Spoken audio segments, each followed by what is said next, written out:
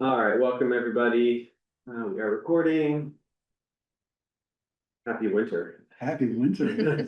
Why am I dominating? You can pin this thing. Oh, yeah, good call. I'm not quite sure what other people see. Oh, I Yeah, see. that makes sense. Okay. In the room. Good. All right. So we got everyone here who's gonna be here. We got a quorum. Also, hey Tyler, how's it going? Good. Staying warm in my house.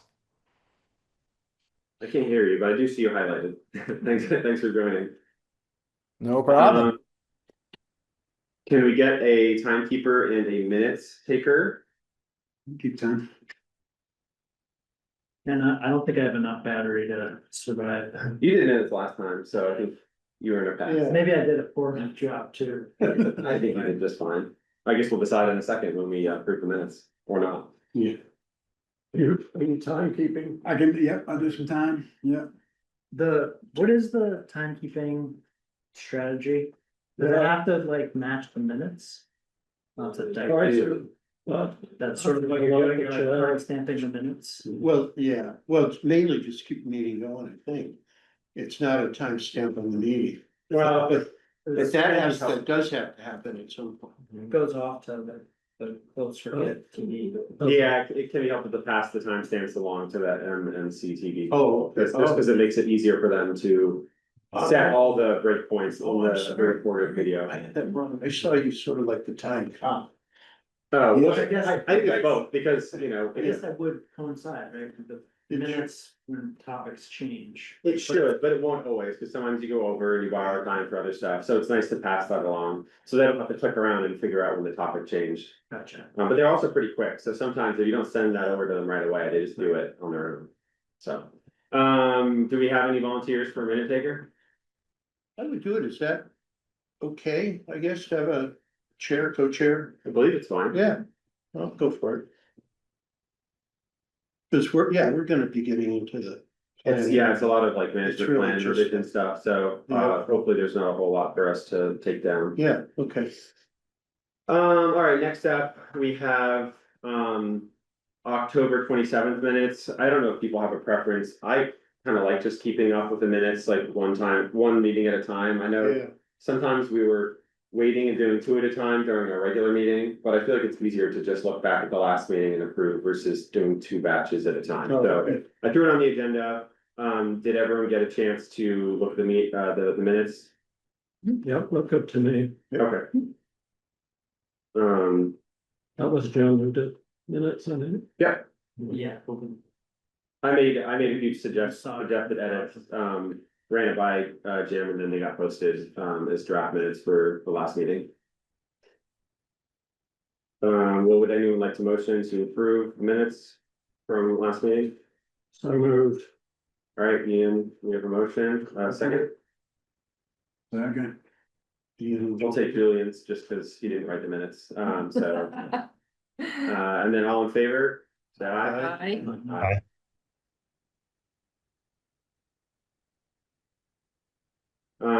Great, do we have any additions or changes to the agenda? It's a potentially big one, but at some point. We should communicate about the time plan, the draft. But the meeting for public input is this month. So, we're tight on time. So my suggestion would be, rather than trying to address it during this meeting, we might want to send comments as individuals rather than as the Andrews committee.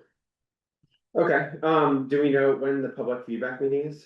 19th, Okay, so before our next meeting. yeah. What was that you sent around? Where did that Did I? come from? I know you sent something. The town plan? You did. That was it's an excerpt from the town plan. Oh, okay. I forgot what I said. Cause that felt like reading the. I thought it was the town plan draft. Gosh, that would have been like said spring. And then sitting down with Virginia, it seemed like it had a different tenor, what you had sent around compared to what I was looking at this spring. It seemed like the town forest stuff was sort of, pretty concise and not, I don't know, it just felt different. So I don't know if there had been additional changes. I wasn't Judgmental. sure where that. Judgmental, you were, Yeah. I think it's Would you use that word broad. or? God has really yeah, been. it's just one little bit of it. It is worth reading that. It is, That whole, well, the whole thing, of course, but the natural resources section is quite different from the ones in the past. oh, interesting. It's worth, Maybe I was reading the old one. That was. sort of- no, Well, he, there's no, one he he sent he 5 days lifted a ago. couple No, pages. no, I mean, in the spring, that's, Oh, yeah, oh, this just came out. okay, oh, okay. There's, so the way to see it is, on the planning commission webpage, Okay. you can read it. There's a link to it. Is that reasonable? That we wouldn't comment as a committee? Or, They haven't asked for that, but Yeah, we could. The only problem is, so they're gonna have a meeting on the 19th, a public meeting, big thing over the library, right? To hear from everybody. They had a brief presentation on it, last week. Where they just sort of, each member kind of took one section and just gave a quick overview of it. And I hadn't read it, seen it up until that point. I didn't see it even then. And then, you know, they were all was well and good, but then they're gonna have a real serious in detail thing on the 19th. And then the idea is in December, they're gonna take all the public comments they get up to that point. So the 19th is, I don't think is a deadline. Speak now, it's not one of those Gotcha. things. But then the planning commission during December will mull over all the comments they get, come up with a final copy, and that will be warned in January, I believe. I don't think there's a select board okay in the middle. And then the idea is to have it voted on town meeting day, but that means it has to be warned in January, you know? Yeah. And then out there. And then it's basically set in concrete until that meeting, it's up or down. And yeah, But it's true that this committee did generate some suggestions that was sent in yeah, the Oh, right. spring. Yeah, we did Right, yeah, we in did. June. yeah, And we basically suggest, we took our vision statement. Yep. You know, which is pretty, you know, apple pie and motherhood, and but suggested that as a goal in actions, because I think Virginia had suggested that maybe the forest gets its own goal in action. Which it doesn't have now, it's within stewardship of town property.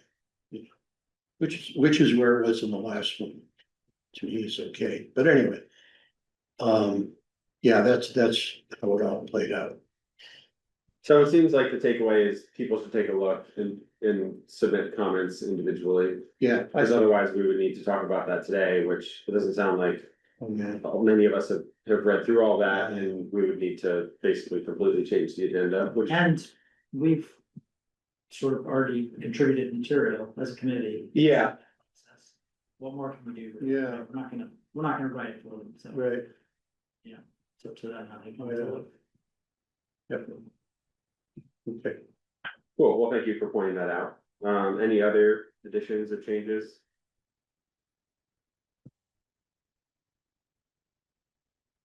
Any public comment? We should recognize Tyler Merritt. Yeah, I said hi to Tyler. Couldn't hear him, but you see him. I'm here. Can you hear me now? Howdy, I can't hear you, I do see you, your screen is lighting up. Yeah, I'm unmuted. Yeah, do we have volume up on our thing? Was it? Oh, that's probably it. No. No, is that- Try again, Tyler. Test, maybe I test. can- I don't know if that's something that can be turned off on the owls. Oh, I can, Dan, can you Tyler. talk? It looks like Dan's talking to him, I can't hear him either, so, Dan can hear me. that was a good one. Try again. Try again. Hey, how's it going? Well done, so, yeah. Well, I apologize for anything. Far.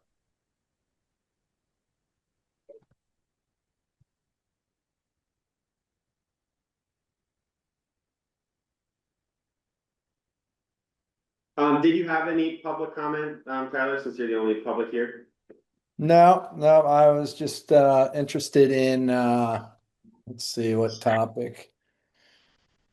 Your first topic, so that makes it easy. Oh, great. Well, if there's no other public comment, then, yeah, let's just roll right into that next one. So, Talking trail folks. let's see if I can, I guess, let me just join the meeting and I can share my screen like I normally do. Are we on trail folks? Yeah, moving on to the trail forks. Okay. I guess maybe that, the names of those trails didn't, end up in the fact that.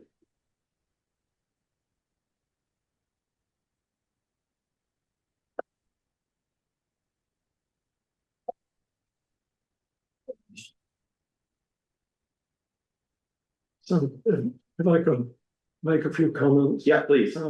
Yeah, I know that when Chase was our representative from the Trails Committee, he told us that Trails Committee was wanting to adopt Trails Fork as sort of the communication with people about trail conditions and other things.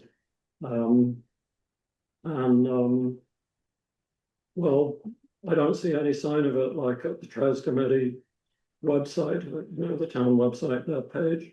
There's no indication that Trail Forks would be a place to go look, but if you do go look at Trail Forks, certainly for the Andrews Forest, you don't see input from the Trails Committee. You do see a little bit of input from a user who appears as Jake Saltz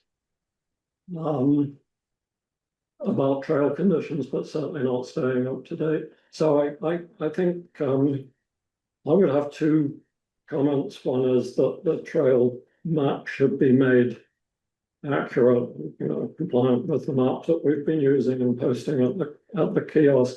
Mm-hmm. And secondly, that that the Trails Committee, we should have some channel of communication with the Trails Committee so that if they want to be using Trails Forks, then we have a way to have our input and know who's responsible for the putting input on Trail Forks. I mean, I don't know everything about Trail Forks, but my impression is that it's sort of user maintained. Yes. Which means that anybody who's on the trails or interested in the trails can make postings, send in photographs. So I've just finished up. I believe that we should, since we don't have a representative of Trails Committee, we should communicate with Trails Committee with at least those 2 points I just raised. Yeah, okay. Jim. So we went through this for the trails that are at Cochran's. They were on Trail Forks, they're being managed by RMT. And we had the spreadsheet, you ever seen that spreadsheet that opened and closed trails and that's For conditions. conditions and such, yeah. And the trail community, RMT, the Trails Committee, our people decided that because Trail Forks was so ubiquitous, we should use Trail Forks instead of the spreadsheet. I don't know that we've fully transitioned away from the spreadsheet. It's kind of been a slow process, but so because of that, I became an administrator on Trail Forks and can now open and close, can allow users to comment or not. You have almost too much control over how the whole Trail Forks thing is run. I'm pretty sure it's RMT that is doing Maple Wind, and they've also been managing the trails in the town forest. I believe that we had a discussion, I would have to go back into the minutes or the recordings, but at some point we had a discussion with someone, it may have been with Chase when he was still on the committee. Mhm. And it was that we had basically agreed that generally speaking, the folks that were managing the trails in the area have a good idea of when the conditions are wet, and so that they could basically maintain the, you know, openings and closures, but that we would basically have the ability to, you know, override, I suppose, if, you know, if we felt like there was a problem on a trail that we need to close for some reason, maybe it's wetter. So I think that, yeah, I mean, I don't know if that would be you, Jim, or if we need to discuss either if we want somebody on this committee doing that, or if we just interface with, you know, RTC or our MT about communicating those changes. But I do think that the trails folks have a much better read on the trails in general, because they're using them, you know, especially, you know, Maplewood now, which is next door, so a lot of those conditions are gonna be pretty similar, I think, between the two. So I think that's how they're in their current state, and why they're not managed by us, is because we had sort of agreed to let, you know, the people who are already managing similar trails in and around, ACF, you know, basically manage the trail forks. Do you guys, yeah, would you want the committee to sort of have an administrative trail forks account and manage those trails specifically? Either that, or I would think ideally, if we had a Trails Committee representative, you know, I mean, a member of both committees, then that person would be the one who should communicate. And I think that's what we had agreed to in the past, but now that we don't have a rep, maybe we found a bit of a loophole that we need to sort out, just so that we, you know what the chain of command is. That's kind of how the relationship with the ski area trails work, the relationship between the Trails Committee and the ski area, and I sort of became the de facto administrator. And I'd be happy to do it for the town forest as well. I guess I would be a little nervous that, like with the ski area, what I found is there's people who want the trails closed, and there's people who want the trails open, and sometimes it's hard to know what the right, sort of, like, yeah, so I get a little intimidated by that. Hey, Jimmy, can I pipe in a second? Sure, yeah, please. I'm still on the trail committee, and what I think Ian had a good suggestion is we probably should post on the trail committee website to check trail forks for trail conditions, because that is what we've turned to. And like you were saying, the way RMT is actually opens and closes it for us, or and puts up the notes. We can either request them, like trails aren't in good shape, but most of the time Max reaches out and says, hey guys, I think it's been raining too much. I suggest, or I'd like to post the trails closed. And he usually emails the trail committee chair, and also, at least for Preston, he'll email me or text and just say, I think I'd like to close it. And we either say, yes, please, or no, we don't think it's a good idea. And then, or we can reach out to him and say, hey, we think we should have it closed.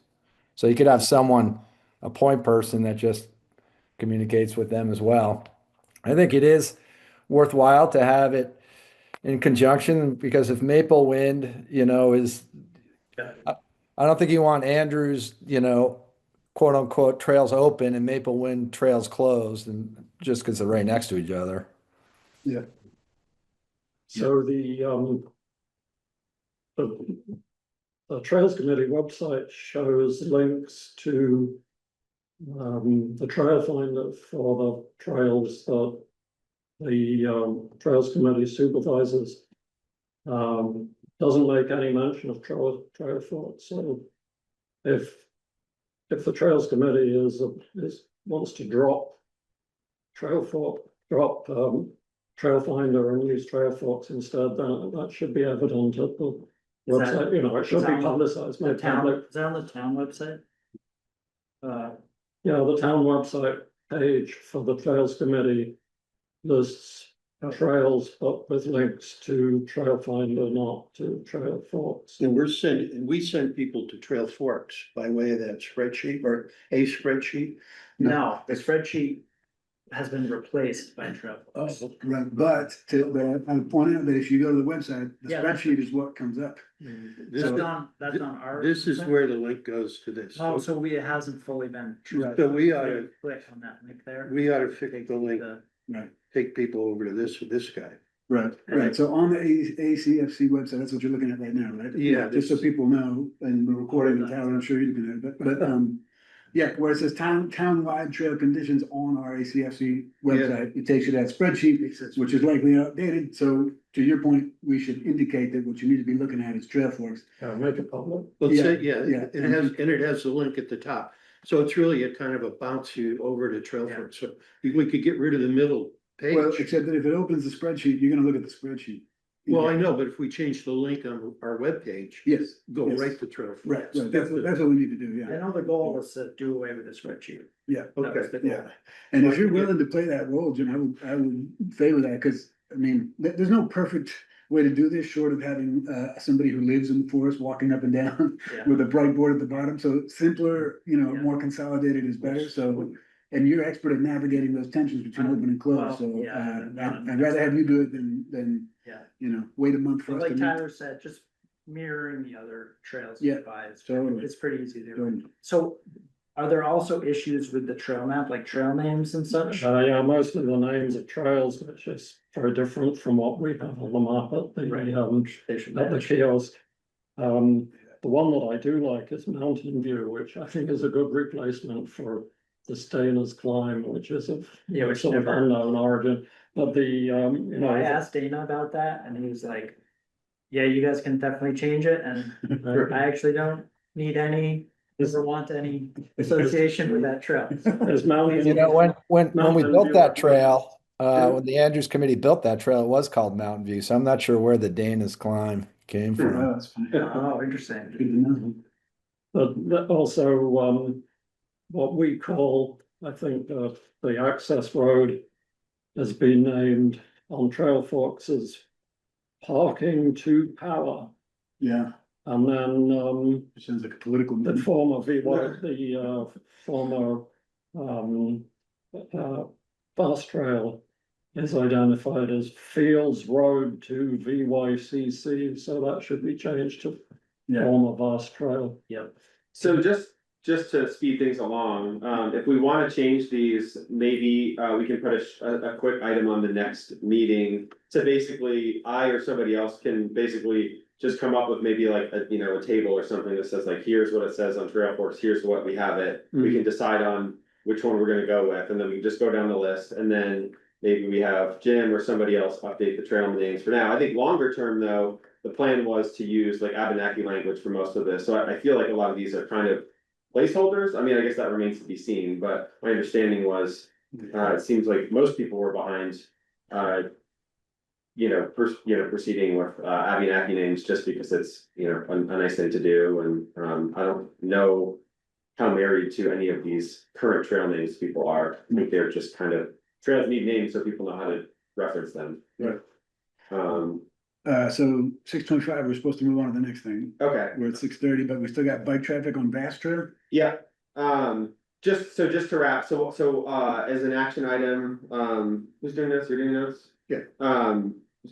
Yeah, so we'll revisit the naming thing, and did we decide we wanna have, Jim communicate, or do we want the chairs to communicate with, Trails Committee, or? How about if Ian and I, if we can get together and just go through what needs to change? Yeah, we also need to update the website, so and that's easy to do. website. So we could kind of just have a to-do list and we can figure out who needs to make the It's change. easy enough to make the website change, we're gonna have Duncan do that, so if you come up with a new link, I know that there's this link to all of Richmond. If there's a way for us to like drill down closer, just ACF, that's probably the link we want, so people click on it and it'll just show ACF and not all of Richmond. Yeah. Cause then that way they'll be able to, for folks that aren't familiar with ACF, it'll be nice if it zooms them right into that plot. So one question, if Jim and I look up the situation and come up with some recommendations, should we come back to this committee or should we go directly to Trails Committee? I think because we're meeting in 2 weeks, I would say if you guys just come, we can just have another quick topic, and hopefully we kind of know what we need to talk about now, the names, what we want the link on the website to look like, and we can just come up with sort of like a proposal, like a one-sheet proposal, and then everyone will have been able to look at it in advance, and hopefully we can just blast through that in, 2 weeks from now. 2 weeks from now. Yeah. I think that's We the can do best that. way forward. Yeah. Great, and then, next item, so biking on the Vast Trail. There were concerns about, bike traffic on the Vast Trail, or not, I mean, Part of it. That's part of it, basically from what, In that wet area, yeah, it's getting rutted, we were up there, so. yes. So the suggestion was to change our map.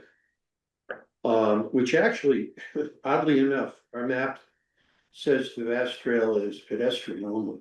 But, It does. so we've been talking about, in general, that we would ultimately be open.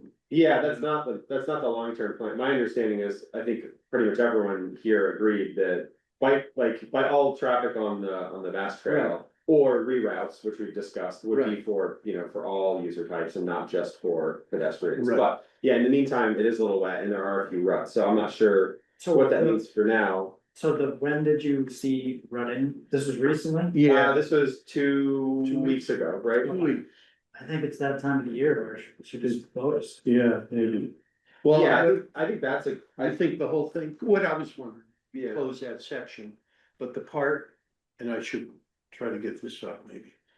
The part where it makes that 90-degree turn after Maple Wind. Yeah. If you come. up to like UYPC. Yeah, and it plunges back into the woods, you walk along the meadow and Yeah. boom, you go in.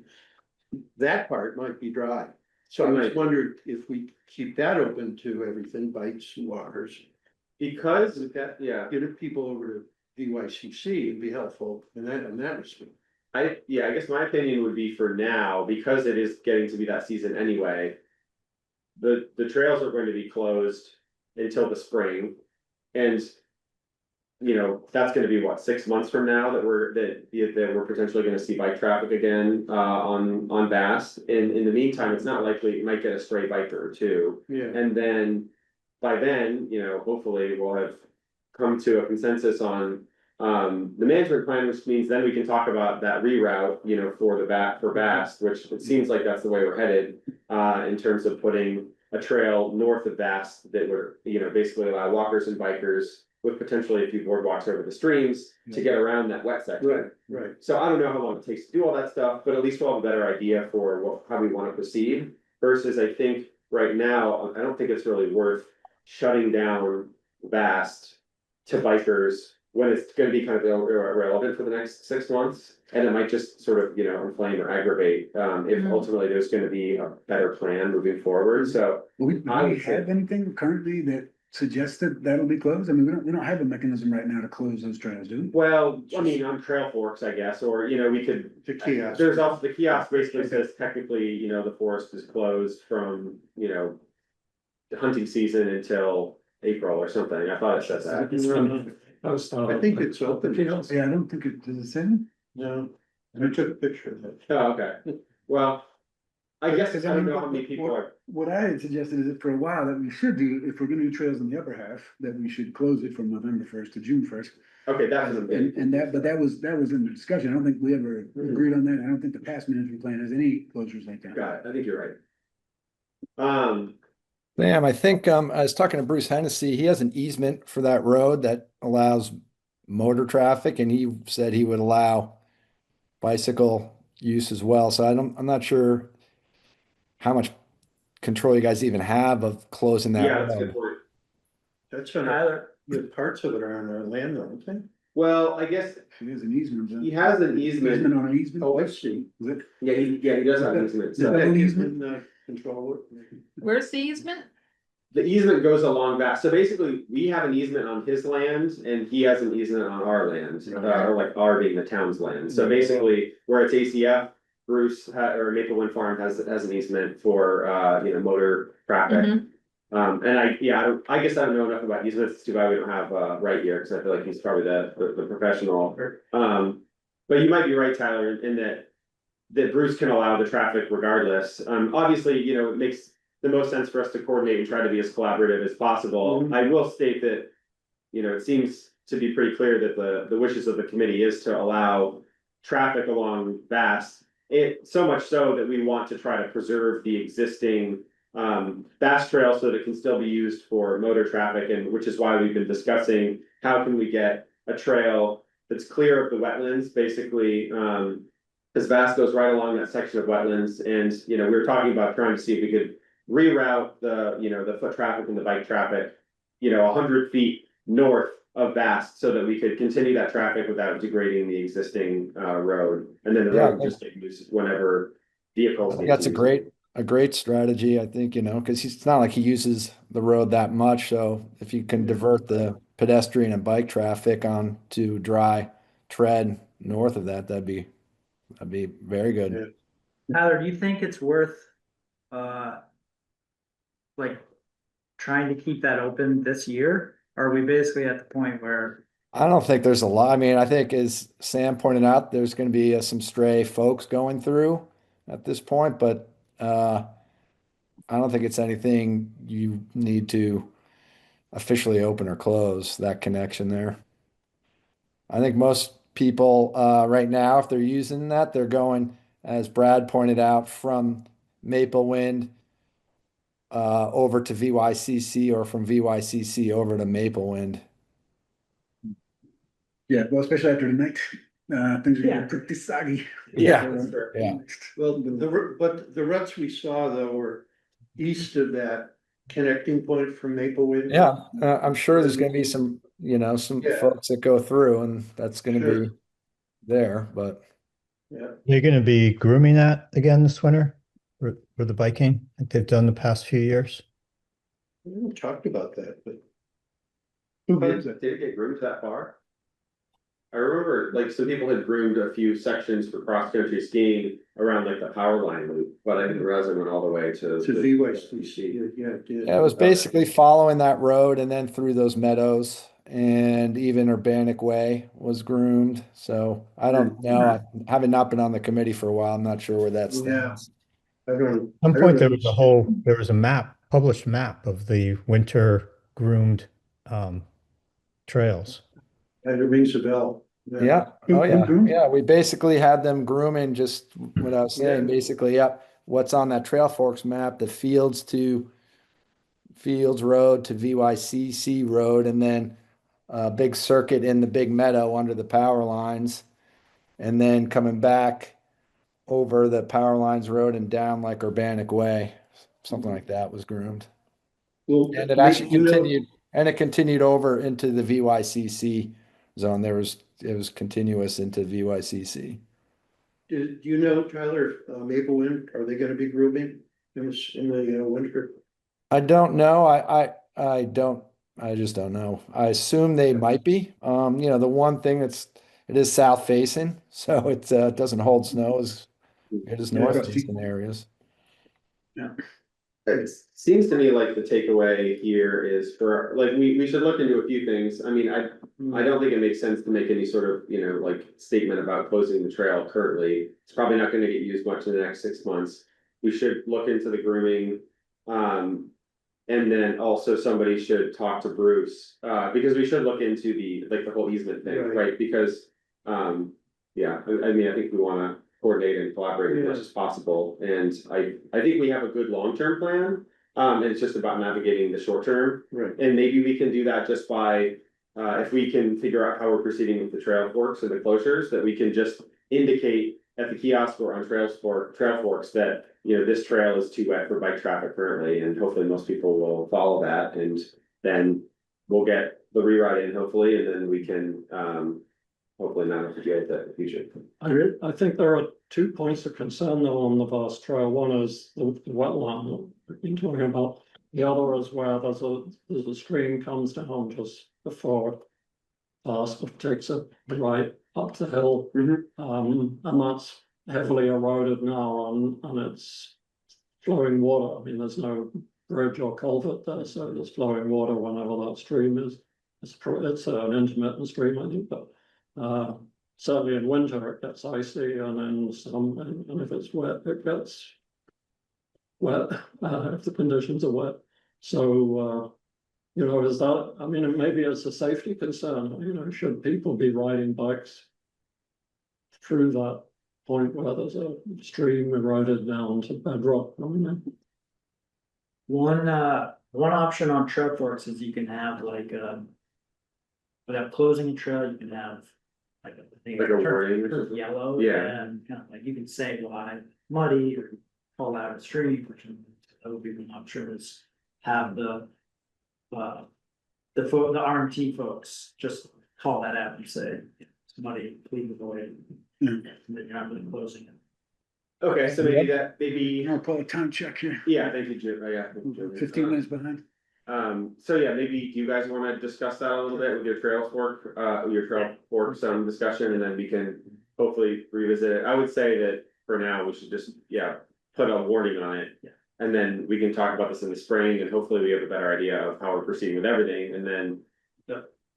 You know, depending on the weather too, it might be dry, it might be wet, you know, so it's hard to know exactly, how much traffic that's gonna get, so I think we The can. last thing I'd suggest is right now that whole thing's called field to VYCC. If you broke that into three distinct trails, basically the road up from the meadow as one, and then up to that power line connector, and then that next section, that's really the wet section we're talking about, over to where it ducks into the woods is, a second section. Then you just close that second section without closing Okay, the other yeah, two that's fair, sections. I'm not familiar enough with trail forks. Do you have to have a separate trail to close the whole section, or is there a way to like click 2 points and then, almost like, if you're Yeah. in Google Maps and there's like a traffic slowdown, or is there a way to like put a warning on a section of the trail? I don't know it well enough. Okay. I think the easiest way would be to have three sections and close one Yeah, that makes section. sense. Well, yeah, I guess you guys can take that into consideration for your working group. Yeah, no, you would be a great admin.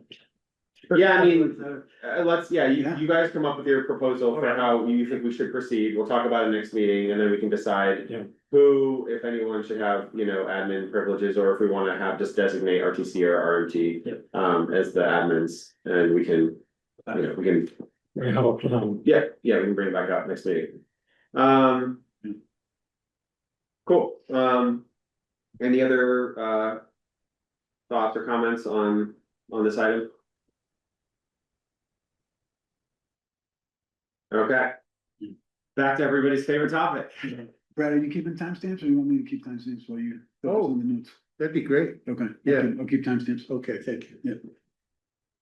Okay, let's see if I can do a better job with this than I did last. I'm gonna 2 head weeks out, ago. guys. Have a nice meeting. Thank you, Tyler. Thanks, Good to see Tyler. you. Appreciate your input. Okay, so. I guess we still have wetlands is part of the discussion, so, I guess I can, unless anyone has any strong opinions about how they want to proceed here, should have practiced this at home to see if there is a way to do this better. Okay, can everyone see that all right? I don't know if there's a way for me to make this any bigger.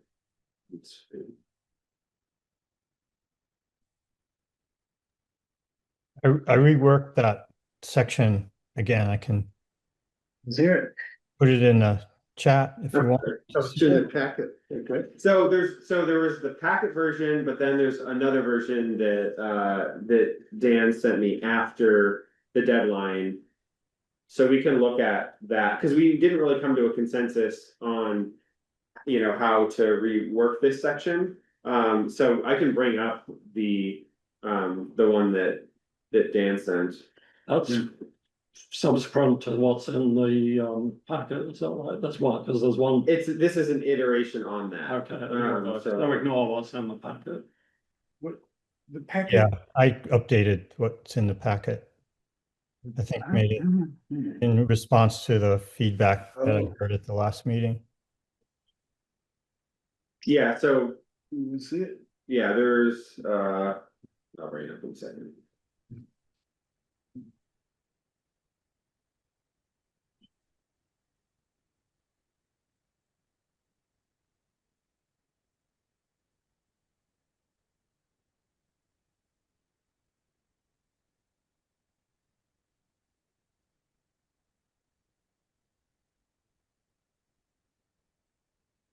So, yeah, so there were two items, there was this is the original one, this is the one that's in the packet.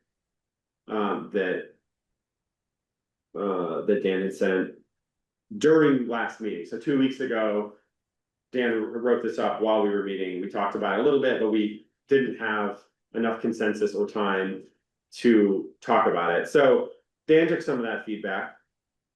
And then, yeah, because it came in a little bit later than I had to get the materials to Duncan, I have this. In the future, I guess I don't know what the best practice is, if it makes sense for me to just forward it to people, without anyone replying. I know technically speaking, you don't have to include all the items as part of the packet. We like to do it. I think it's great for transparency and just so people can stay organized and know which version to use. But there's not necessarily anything wrong with me shooting out a last minute document that everyone can. This is short, I think it's short enough to do that, you know what I mean? Yeah, It's a yeah. 10-pager. Yeah. It's one. So in the future, I guess I'll be better about doing that rather than, because I had this for a couple of days, but it didn't get sent out to everybody. So yeah, Dan, do you wanna speak to the rewrite of the rewrite? Yeah. So I was trying to respond to people's feedback and balance that with, I just did a little research on what like other forests do. And most places have some sort of rest period after trail construction. So you have some time to see how the trail is working, um, any impacts, good or bad, and give the forest some time to see how it takes to the trail. So based on what I saw from other places, I looked at like Catamount, Preston Pond, Mobbs Farm, Hubbard Park, the Worcester Range, Red Rocks, and Burlington Parks, and came up with this idea of like after you build a bunch of trails or a trail, you have a rest period for 3 years to see how that goes. So this basically says that any trail would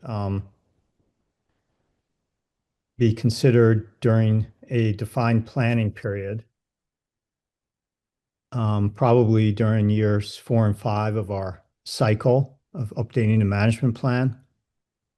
And that after a trail is built, we wouldn't build another trail in that same general area for 3 years. So we have time to see how the forest is absorbing that trail, with exceptions for safety and, environmental protection, if there's an erosion issue, legal or some funding opportunity. And the goal is to keep the pace of trail development thoughtful and balanced so forests can rest and heal and remain ecologically resilient. And this approach seems to be consistent with how other Vermont community and state forests manage their trail planning process. Seems great, and Yeah, I didn't know about that, I think it's. yeah, that's Something I a hadn't thought of. great concept. Yeah. And nicely put together. Do you think, so this would be the sort of the preamble to the Yeah, so this is trail approval process? basically, this is where we were talking about putting it, so yeah, we have there were the trail development parameters, which had, our different habitats and, the buffers and whatnot, and then the trail approval process, which was that chronological list of things that you would do if you wanted to propose a new trail. So all this red stuff, that's what we're talking about replacing. Can you go back to the text for a second? Yes. So the review window, what does that mean for us right now? That was one of my biggest questions, about this, is I do feel like this entire, I like, generally speaking, I think this isn't like an interesting and responsible model. Yep. But I do worry about current state, because right now, we're not really in, well, I guess we've been updating the management plan, so I don't really know where we fall in the cycle. And I think that because we're doing this overhaul of the management plan. Yeah, I thought of that, Sam. Like, I know exactly what you're saying, and I was thinking that, like, for now, we're updating the management plan, and then when we finish that, we're gonna come up with whatever the trail plan is. So Yeah. after that is when this would kick in. So once we design some new trails and we get them built wherever we decide, then we would have that 3-year rest period before we start doing more mucking around with another. So maybe it's the first 2 years of the management cycle? I would advocate the different approach. I don't think we need to include the management plan cycle at all. If we're talking about a 3-year evaluation That's period good. after a new trail, that's the point. It's that, We kick the clock start. yeah, we don't, I mean, why should anybody care in the public what our management review cycle is? That's bureaucratic and unnecessary if the As point. long as the rest period is adequate, Right. it will. That makes sense. It feels like the core of what you're saying, Dan, is that we shouldn't be putting in trails every 6 months, which is fine. Yeah. And you're saying, you know, no more frequently than 3 years. Let's just keep that. So, yeah, so we have I like that idea as well. Are we saying that this is this like distance based or is this the entire forest? Like if you put, like, let's say we put in a small trail in the south section of the forest. Right. Or let's say we do the vast rewrite, you know, or a reroute. We've been talking about wanting to put a trail that's, you know, 75 or 100 feet north of vast to get out of, you know, folks out of the mud Yep. and to preserve that. That's So, bullet number 3, then, cover that, right? yeah, well, Section. I tried to that address means that it- in bullet 2, where it says in the affected area. So it's not like if you do one little thing, then the entire forest is off limits for 3 years. It's Okay, great. So In my follow-up question is, how do we define affected area? Because we need to put parameters on that as well, because you could say, I mean, it's pretty loose right now. So I think this is a great idea, and I think we just need to tighten it up a little bit so we actually know what those affected area parameters are. That was my question too, Lucian. I Yeah, wonder if zone of influence would work. right. I know, I mean, that's really the reason, Yeah, Yeah. 300 but maybe that's, I just. 300 feet. It sounds surprising, but I feel like that's almost too small. You know what I mean? Cause Yeah, maybe. Well, but you're you wouldn't, talking, and you wouldn't put anything in that zone of influence anyway, because it's already banned.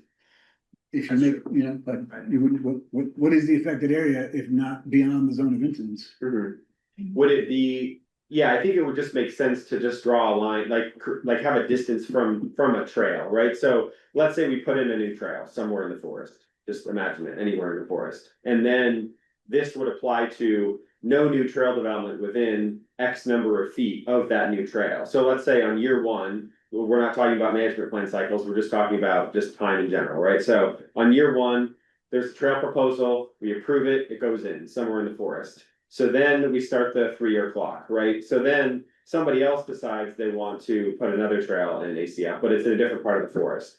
So my assumption based on this is it's not the same affected area, so we could potentially proceed with that as well. Now, let's say a third person says, hey, I want to put a trail in, and it's 150 feet away from trail 1. What do we do? You know, like, is 150 feet too close? You know, do we want to say it's 300 feet? Do we want to say it's 500 feet? I think we should basically dictate that, like, this is the affected area. So once you put a trail in, we're just drawing like a, you know, like a 300-foot bubble around the trail or whatever we want that, affected area to be. And then we have a definition for what the affected area is. Yeah. And then we know, okay, well, we're putting a pause on trail development in this bubble around this trail for the next 3 years, and then we can proceed after. But I guess my question is that different than the existing 300-foot buffer on either side that we already have? No, because the 300-foot buffer is specifically for, so I'm saying, Sensitive areas. Yeah, so Runoff. there's buffers for sensitive areas, and this would be a different buffer for just like continuous trail development or something like that, where we would just say, like, let's say there's a section of the forest that has no habitats that we want to protect. Right. Might be a silly thing to think about, but let's say there's not anything we want to protect in the southern section of ACF. Okay. And we put in a new trail. You would draw a line around that trail and say, for the next 3 years, we want to pause trail development within, you know, 200 feet on either side of this trail. Yeah. And so then just to let it sit, see how the traffic works, see how it affects, you know, the forest and the wildlife. And then after that 3-year window, we would basically say, like, yeah, you know, looks good. Now we're open to considering trails, you know, within this buffer again, because we've waited the 3-year rest period. Okay. to me, that just sets parameters that Yeah, are, right. concrete, and you can, maybe there's a good way to write that out, like, I think that's legally, fine. so that people understand, but That's- I'd be curious to hear if, people have other thoughts on if there's a better way to do it, but that's sort of what I'm envisioning in terms of how you would designate an affected area in terms of trails. I wonder if it would be, smart to leave it a little bit big. So that we don't get into a scenario where. Everything is so specific that it's very clear where. You can put a trail.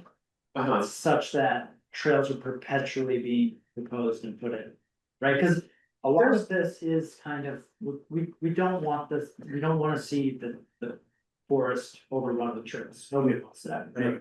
And, I guess I worry that if the path to a trail is too clear and there isn't just a certain amount of like human judgment that goes into it, that you're sort of like, your hands are tied, because, yeah, these are the rules that we laid out, and you follow the rule to a T, Yeah, therefore, there's no way that a trail can be denied.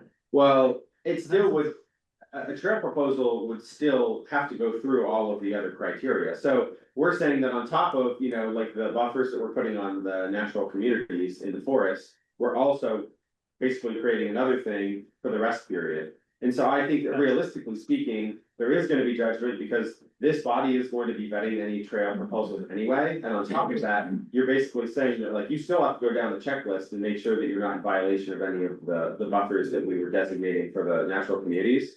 So I don't think that people are gonna be like, oh, well, here's, people are gonna start marking up the map and saying like, okay, well, I found a spot where. It's not within the trail rest period, and it's not, within, the buffer, so let's quickly like try to get another trail in.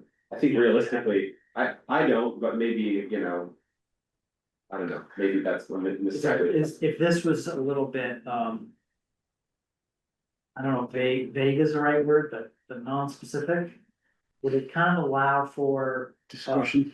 yeah, someone to kind of say, I think we should pump the brakes on this next trail. Mhm. And just let the forest rest and see, maybe if that's, Yeah.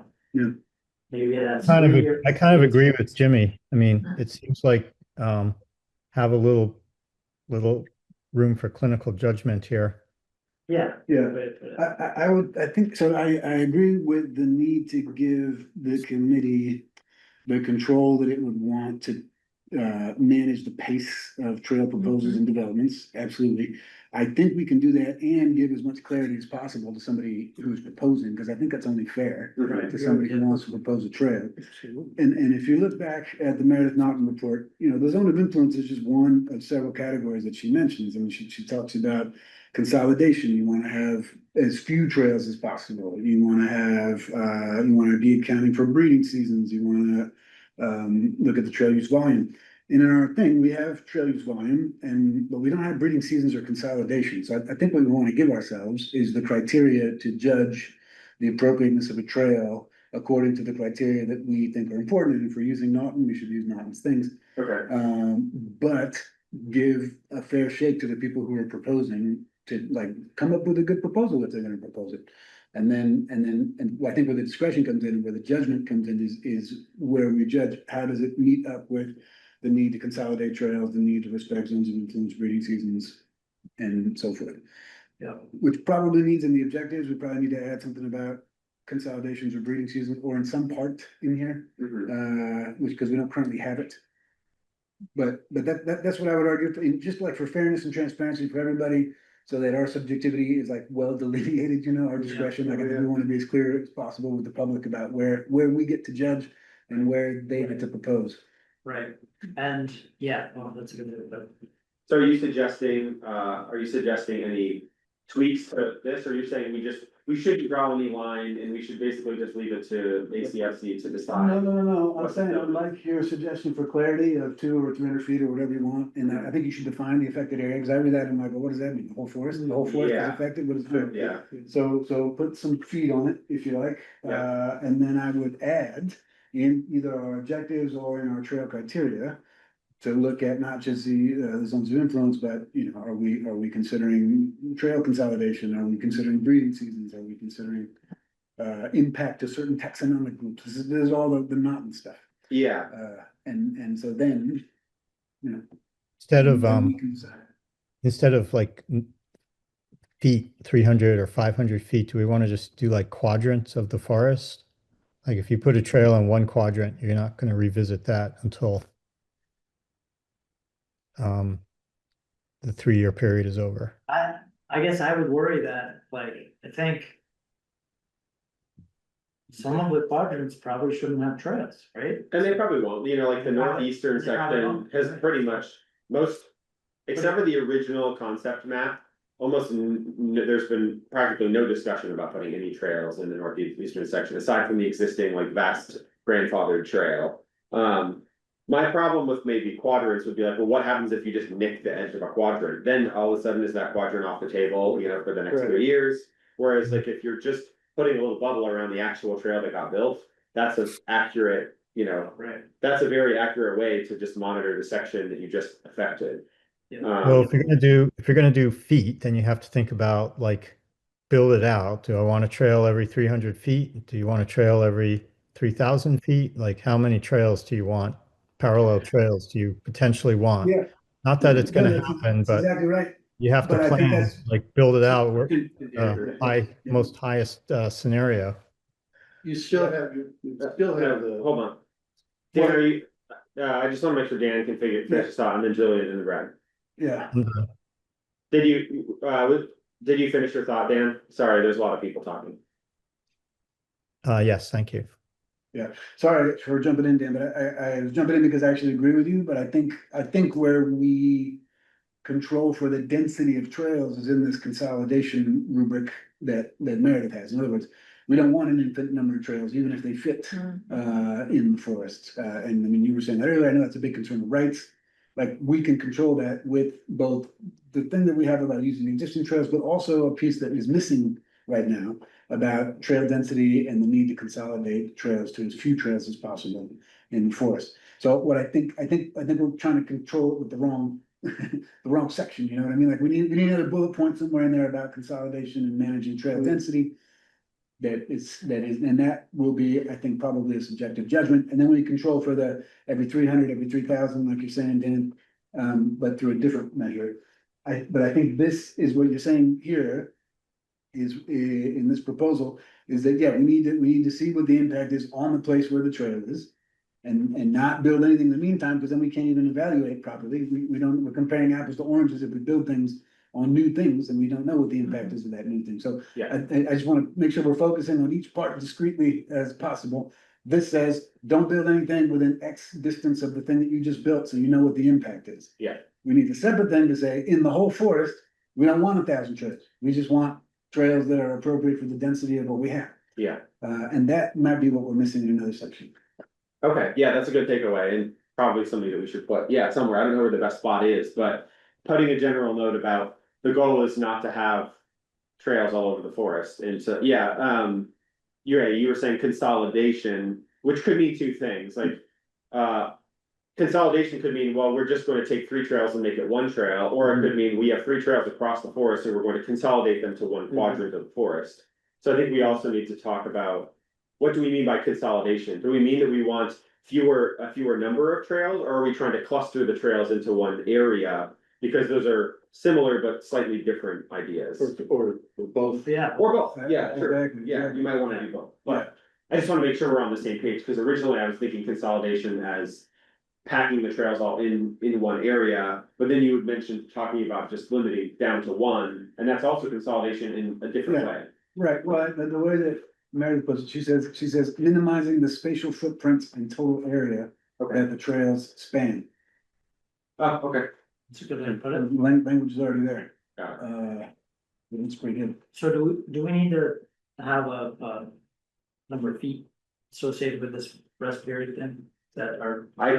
I think that would be wise, I don't necessarily know if it needs to be, you know, a 300-foot area, like. I guess we're not necessarily, in this case, protecting, we're not using the flight distances or anything, so it could be that.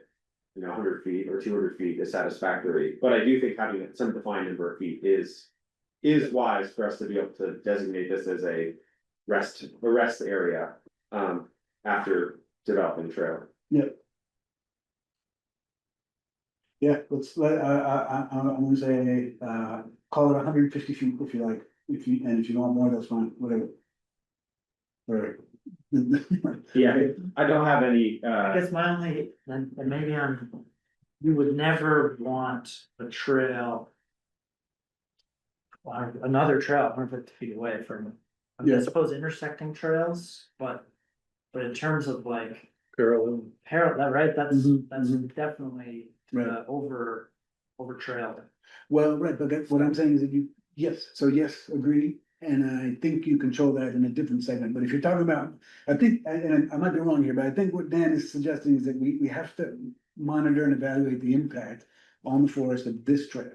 So then the question is, okay, how broad, an area do we need to understand the impact of this trail? Yeah. That's a separate question from how many trails do we need in the forest? Right. You see what I'm saying? Right. And we should be allowed to make the decisions, this committee should be allowed, should give itself the power to decide what kind of density of trails it wants in the forest. Separate from the question of how do we evaluate the impact of X trail yeah, in the forest? and I think, I don't know if we need to write this in, but on that note.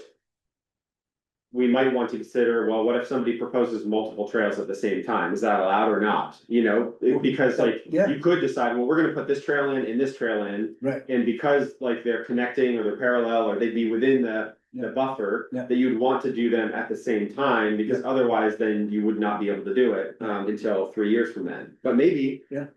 I don't know, there's cost on one hand, where it might be more cost effective to put in multiple trails at once.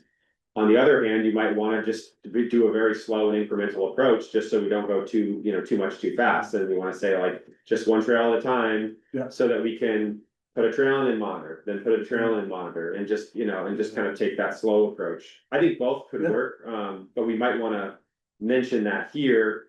If we're specifically trying to prevent people from saying, well, I want 5 trails, here are the 5 trails I'm proposing, and I want you to consider them all at once. Yeah. So that it passes the rest period. Cause that's another way people could try to get around it, by just trying to Yeah. consider it like one package of trails. Versus. So I don't know, do people have opinions on that? Are we trying to? Guide people towards, or only allowing people to put one trail in at a time? No, so we have to make rules Affected area. we can't envision every scenario of proposals that are gonna come to us. Yeah. And design rules around it. Yeah. So we need a rule that is specific enough that it indicates to a proposer what we're capable of. Yeah. But that's general enough for us to use our best judgment Yeah. about what's good for the Yeah. forest. So in section 2, in the other document, the main document, where Yeah. it says preliminary committee review. Yeah. I would argue that that's where we need to give ourselves the power to make judgments based on the criteria that we want. We actually left it kind of vague.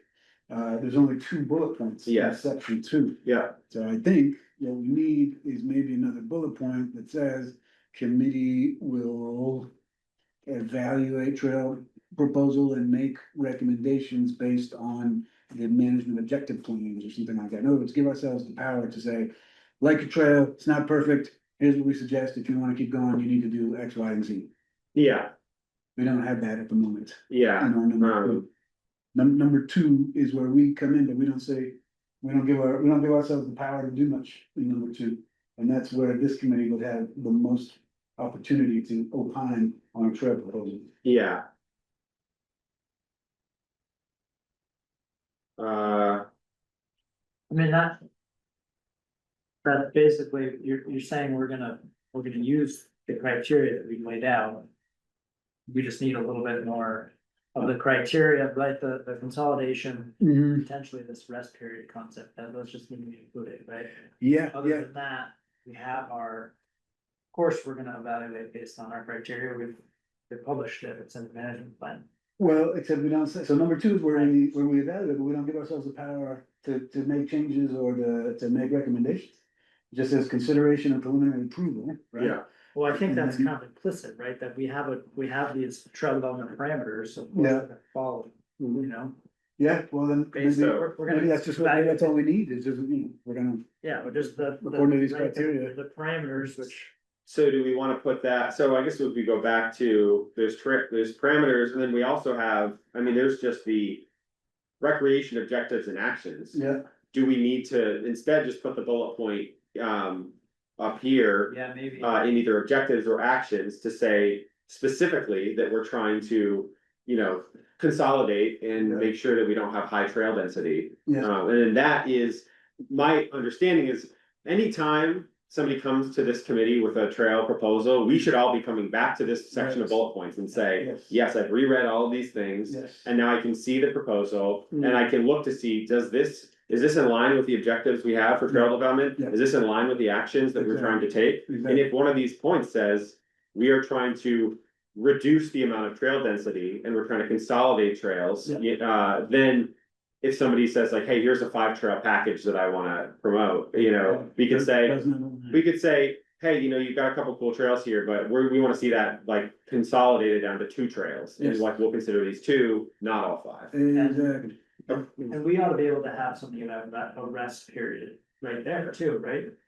Yeah, we could, And if it's at the top, we don't need it in one place. So if it's a number 2 or at the top, then we can refer to that. yeah, well, yeah, It's probably covered by the goals. yeah, I mean, we want to just read back through these real quick. And then there should be an action that there's a process, and then later we describe the process. Around Yeah. I don't think it's in objectives, it'd be in Yeah. actions.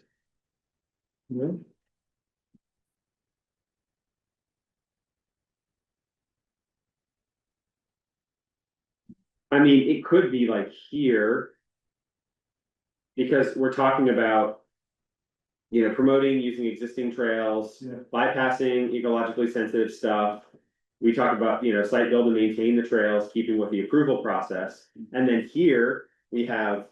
Develop and implements a plan for monitoring, so that is perfectly in line with this rest period that we're talking about, right? So I feel like here would be an opportunity for us to put in a point that basically says.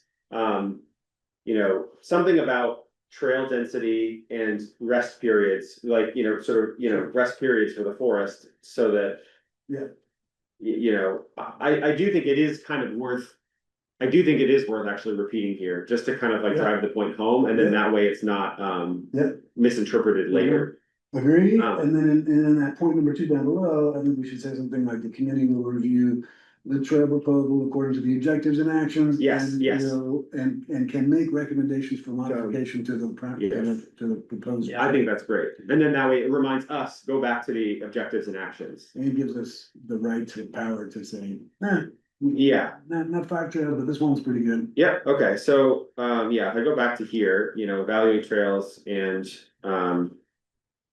evaluate trails according to the objectives and actions. And you could Listed. put some teeth, a little teeth in that. If you want, that says we have to approve, you could say the committee will evaluate trails and base its decisions. Yeah. Okay, yeah. That's all, and just slip that in the middle. Decisions and make recommendations, I think, because, yeah, you might say. And, yes. Yeah. The corresponding to the, well, we can just, should I say recreation section or management plan, Regulations. or just objective? Well, I feel like just objectives and actions a little vague, right? Yeah. Found above, Sure. to the above objectives. Yeah, I could say, or should I even just say like, I could use the, For the parameters and. oh, well, it's according to, B61. yeah, I'll just copy that, then that way it's very explicit. Yeah, according to, and then we'll just go to this, and then do like this.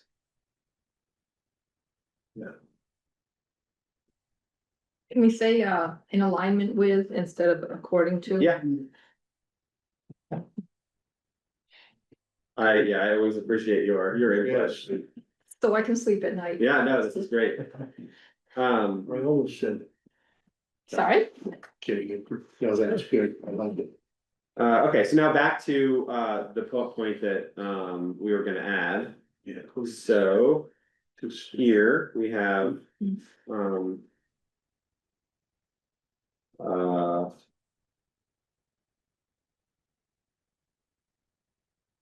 Yeah, what do we want to say here? Trail, yeah. I think the rest, Consolidation, density and rest periods. I think the rest period can be articulated in the bullet below. In association with the. Oh, that's a great develop point. and implement a plan, you can kind of say to allow for the forest rest. Yeah. For monitoring and responding to major changes in natural resources, trail conditions. Maybe we could say trail conditions. Human usage and new trail development.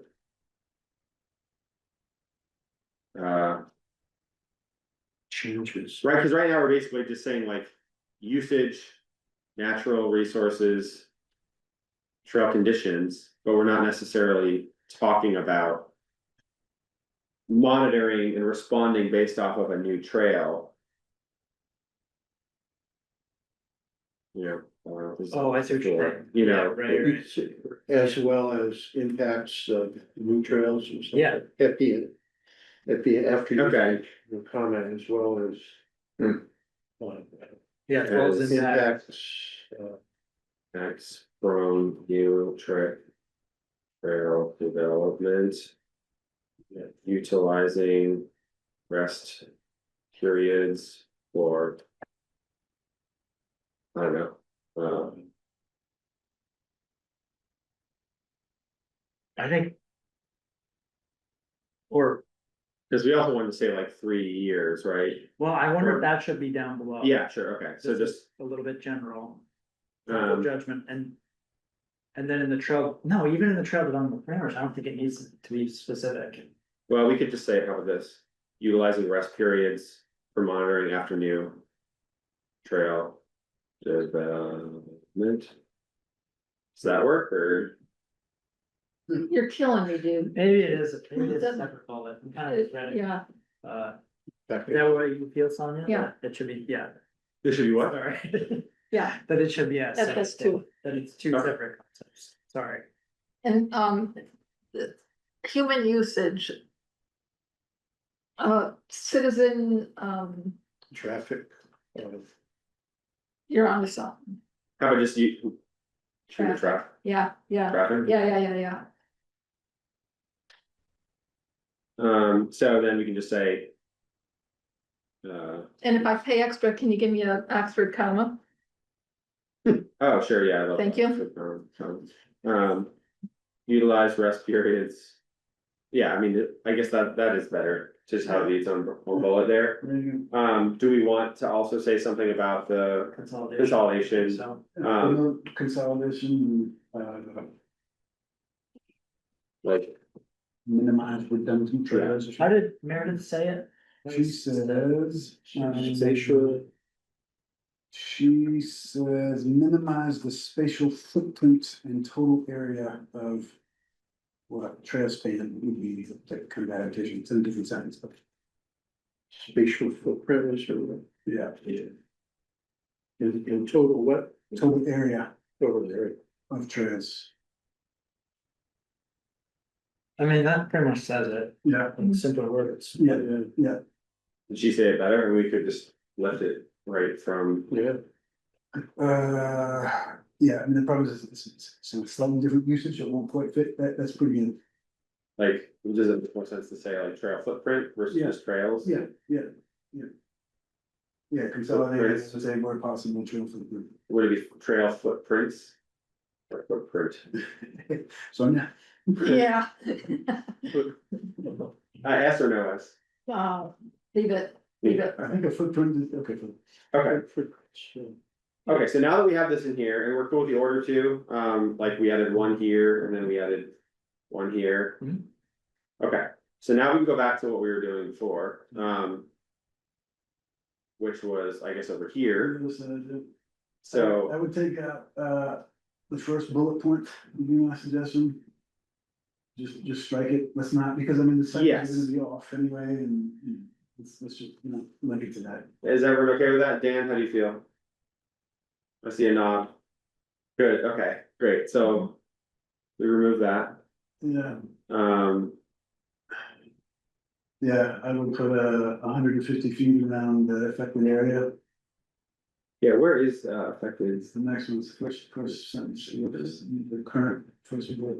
Mistake, shouldn't go from there.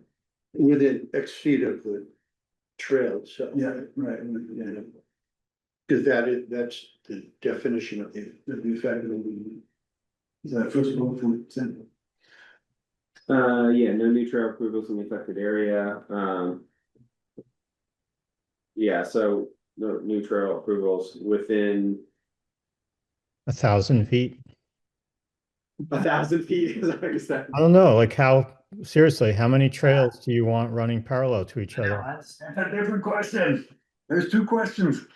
One is, how do you evaluate the impact of the current trail? The other is, how many trails you want in the forest? They're two separate questions, and we should handle them separately so that we can have maximum clarity and control over what we want to control. So if you want to control density of trails, that's the one we just wrote. If you want to figure out what impact is this trail having on the forest, But I guess that's this one. the flip side is if a trail is having an effect more than 150 feet away, isn't that important to consider? It is, I would say based on the buffers that we create for all the natural communities, I don't know why you would choose any more than 300 feet. To me, drawing a line for trails that's bigger than any buffer window we've used for any natural community. That's just sort of contradictory to me, like if 300 feet is the buffer that you need to protect wildlife in any natural community, why would you choose an arbitrarily high number for any trail? Unless we're talking about what Julian said, which is, we're not even talking about, that's a completely different, question, it's talking, now we're just talking about trail density in the forest. We're not talking about monitoring the effects of a trail, so these are two completely different things, So so. 300 feet to either side of the trail then? That would be consistent with what we do in the, in the rest of, the trail development parameters. So this issue of trail density, I think when none of us were on this committee, there was Yeah. discussion of trail density in terms of like linear feet of trails per acre. Yeah, And that was a way of, specifying footprint. how dense, Yeah. but then you get into this whole question about what's good density and what's a bad density, and it's almost like town planning. Should you have urban sprawl with everybody having 10-acre lots and lots of roadways to have to access them, when you compress everything into the village center and leave all the rest as farmland or forest or whatever else. And so I think we're in this situation, but we've sort of revisited it with this north-south demarcation by saying high density in the south area and low density and no new trails in the northern section. So density is a potentially useful term, but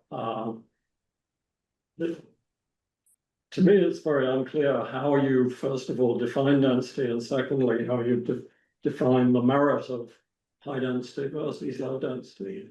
Yeah, So I think, I'm a little concerned that by discussing density, we're getting into a potential rabbit hole, but at the same time, it would be really valuable to be able to get it down and put a number to it and put it down in words, define it in words and the management plan. Rather than using just sort of the vague density. Does it make sense? Yeah, I mean, this is tricky because do we want to give the committee the power to make some of those decisions since they're going to be, different per, trail proposal? Or do we want to, create strict parameters for trail density? I tend to think that being strict about it, I don't know, is that it could it could pose just problems for the committee, just in terms of like overly like, restricting itself, where it's, So, I think that. I think it's an action item that we can say, you know, or we could even go back to that point that we just wrote and say, you know, talk about. Trying to, you know, promote, you know, more trails in the southern section, you know, and less in the upper section, without saying that, you know, no trail development is allowed in one or the other, you know.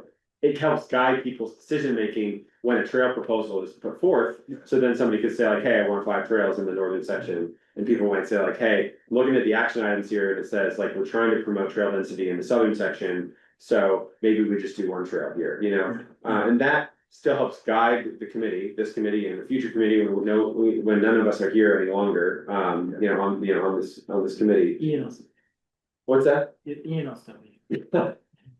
At some point, I feel like we're all gonna wanna pass the torch, but that helps remind people. Yeah. How to consider density and without basically tying the committee's hands. Like, I'd like to think that the committee is able to make a informed decision, you know, based on some of the text here, without needing strict definitions on, well, you gotta take your measuring tape and make sure that it's Yeah. no 2 trails can be 1,000 feet from another. What happens with trails that aren't parallel? Like, what happens if you have a trail that goes this way and you have a trail that goes this way? Well, guess what? The trail that's like teeing into the other trail, it's gonna get within 1,000 feet Yeah. of this other trail. So if you start to create really strict rules around trail density, like how do you even handle like a perpendicular trail? Well, It's like a stream.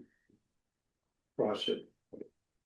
Yeah, minimized, but like, I think if we start creating hard rules for density, then all of a sudden it just becomes super inflexible. Yeah. I think it's more Well, like I think- spirit. in a sense, we've been here before with zones of influence, because of, you know, you can make a map of a proposed trail network and put a 300 foot or whatever zone of influence around each trail, and then you can see if there's anything left. You know, if the whole thing gets, if there's sufficient trail density that the zones of influence fill all the spaces between trails, then something like this, there's nothing undisturbed left in the forest. Well, it kind of to that point, I mean, what we would end up with. If we put any number on there, I guess. I mean, if you say you have a trail and you have 300 feet, say, 100, whatever, 300 feet. And then that 300, right outside that 300 feet is the buffer for wetland. So we're a dry oak forest or something, right? So that trail is safe from that respect. And then then the next proposal comes around, they're gonna have to skirt that buffer. And protect that dry oak forest, right? Then they can cut in. To some extent and start coming into parallel with the other trail. And that's kind of what we're worried about, is that effect of 2 trails next to each other. But I don't know again, where I'm going with that. consolidation, that could be a good thing or it could be a bad thing. Like, let's say if you want to put 10 trails in the forest, it would be better if they were all really close to one another. You know, versus if we're saying like, well, no, we should just hard limit the number of trails, you know, it's kind of 2 separate. Yeah. Ideas, one Well, is, we only want a numeric number of trails, and the other is saying, we want all the trails that we have in one area. So that, yeah, it might be weird to have trail, Yeah, but maybe they have different uses, maybe one's, you know, for pedestrian only, and the other one's for bikes, or you have an uphill and a downhill yeah, for biking, or, you know, so I don't know, is that good, is that bad? yeah. It might I just. think consolidation wise, we're in pretty good shape. I think the north-south conversation that occurs, that's the language we just added. I feel like it's a pretty nice compromise of, this is the intent, and it's also, you know, specific such that people. As they learn, will learn quickly and understand, you know, I feel like the rest period is where I'm still. How to define that, and that's where I keep coming back to. The time or the space? What's that? The time or the area? Yeah, Error. yeah, That right. maybe clinical judgment, like Dan was saying, maybe that is the best way to leave some leeway and because every situation is different. The one that you just described could be interpreted Yeah. very differently depending on the details. Would there be a way, and your deviation ideas to say. Well, maybe that's really complicating it, you know, if you don't encroach on the 300 foot or 600 foot swath. X number of foot swath by more than X%. You're okay, but man, Yeah, we could, it's getting. yeah, we could save, maybe we save that conversation for when we get to that section.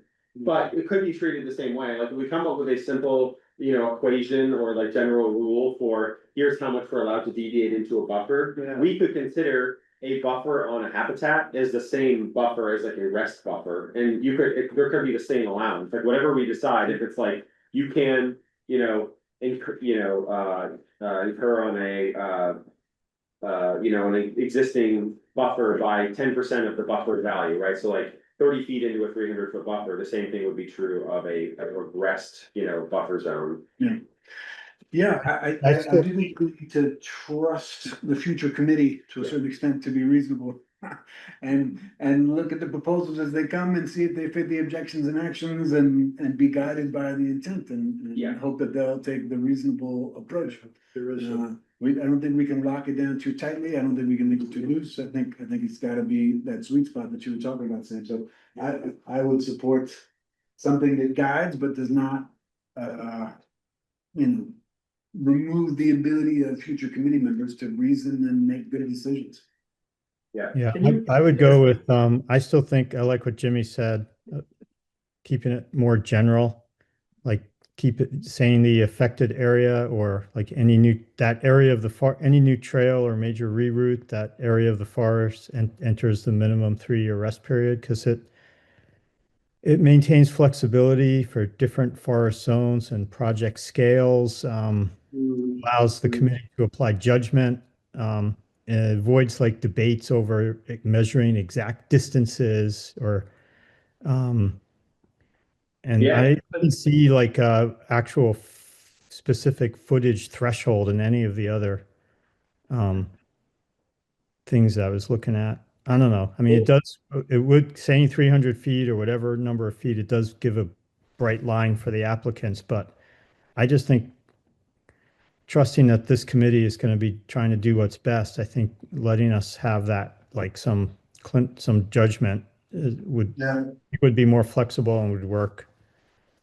Yeah. I'm cool with that, I mean, do people have strong opinions one way or the other, affected area versus? I think it's. I think I'm back to affected areas. What would it look like if 3 years was in? Is that an action or, there's an objective, right? The objective we just added about the rest period, did we just say 3 years right there, or is that too specific for an objective? I think, for actions. Was it an action that we put in? Oh, yeah. Could it be I utilized mean, 3-year just say rest period? 3-year. But, does that make sense? And then. I mean, if we're not putting it anywhere else, then yes, we should put it here, but if we're but we are putting it here, so like, I think that. Are we keeping it there? Well, yeah, because we're talking about what we're going to be adding in that big red section, so if we're pasting this all in. Then we have 3 years, so it says in the action item, rest period, and then here we're talking about a 3-year rest period, so I don't think we need to say 3 years twice. Oh, I was thinking we could eliminate this one, but if this. But this is, I feel like more specific, like the action items are for sort of more of like the overarching, Gotcha. things that we're trying to consider, whereas like this is like the more like prescriptive section. Gotcha, okay. The minute taker would like a quick bathroom break. Okay, yeah, let's And take, I can watch the video, so you can keep. Bathroom break 7:35. Check. I'll be right back. Teach me not to drink a 6.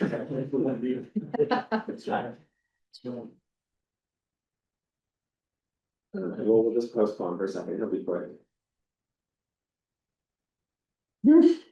Could be an interesting drive back up the hill tonight. Yeah,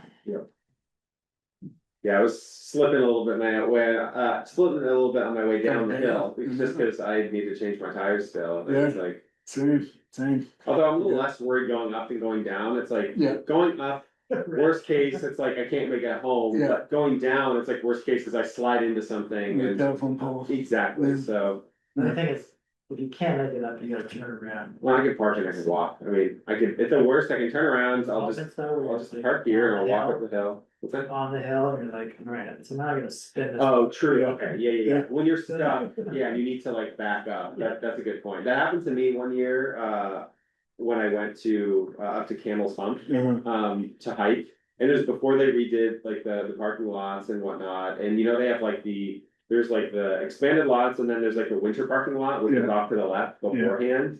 And it was before there was really snow on the ground here, and I was, you know, driving up, and I've just got a, you know, two-wheel drive sedan. And I think I had all seasons on it at the time, and so I thought like, oh, I can make it up, and so, you know, it turns to like a one-lane road up there, and I basically got halfway between where you can take a left to go to that lot and to the upper lot, and I couldn't make it any further, and I'm spinning, and I start to like slip, you know, like my car is starting to Yeah. like slip a little bit, and then I'm like, okay, now I have to back up, you know, a few hundred feet to get back down this, Yeah, so I don't slide into the ditch.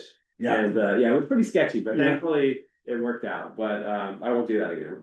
So this happens every year, the roads get crazy when it's not frozen, Yeah, is that what it is? That's I right. think so, it makes Yes. it more slippery, and Yeah. then, because people aren't accustomed to driving in those Right. conditions, so. There's no These text. I two wonder if there's together. like accumulated salt and grit and Yeah, stuff. it's,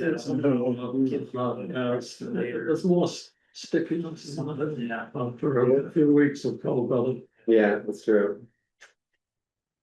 All right, All we're right, back. back at it. Thank you. Okay. Recess, back to work. I'm back. Yeah. Yeah, 2-minute recess. Okay, so.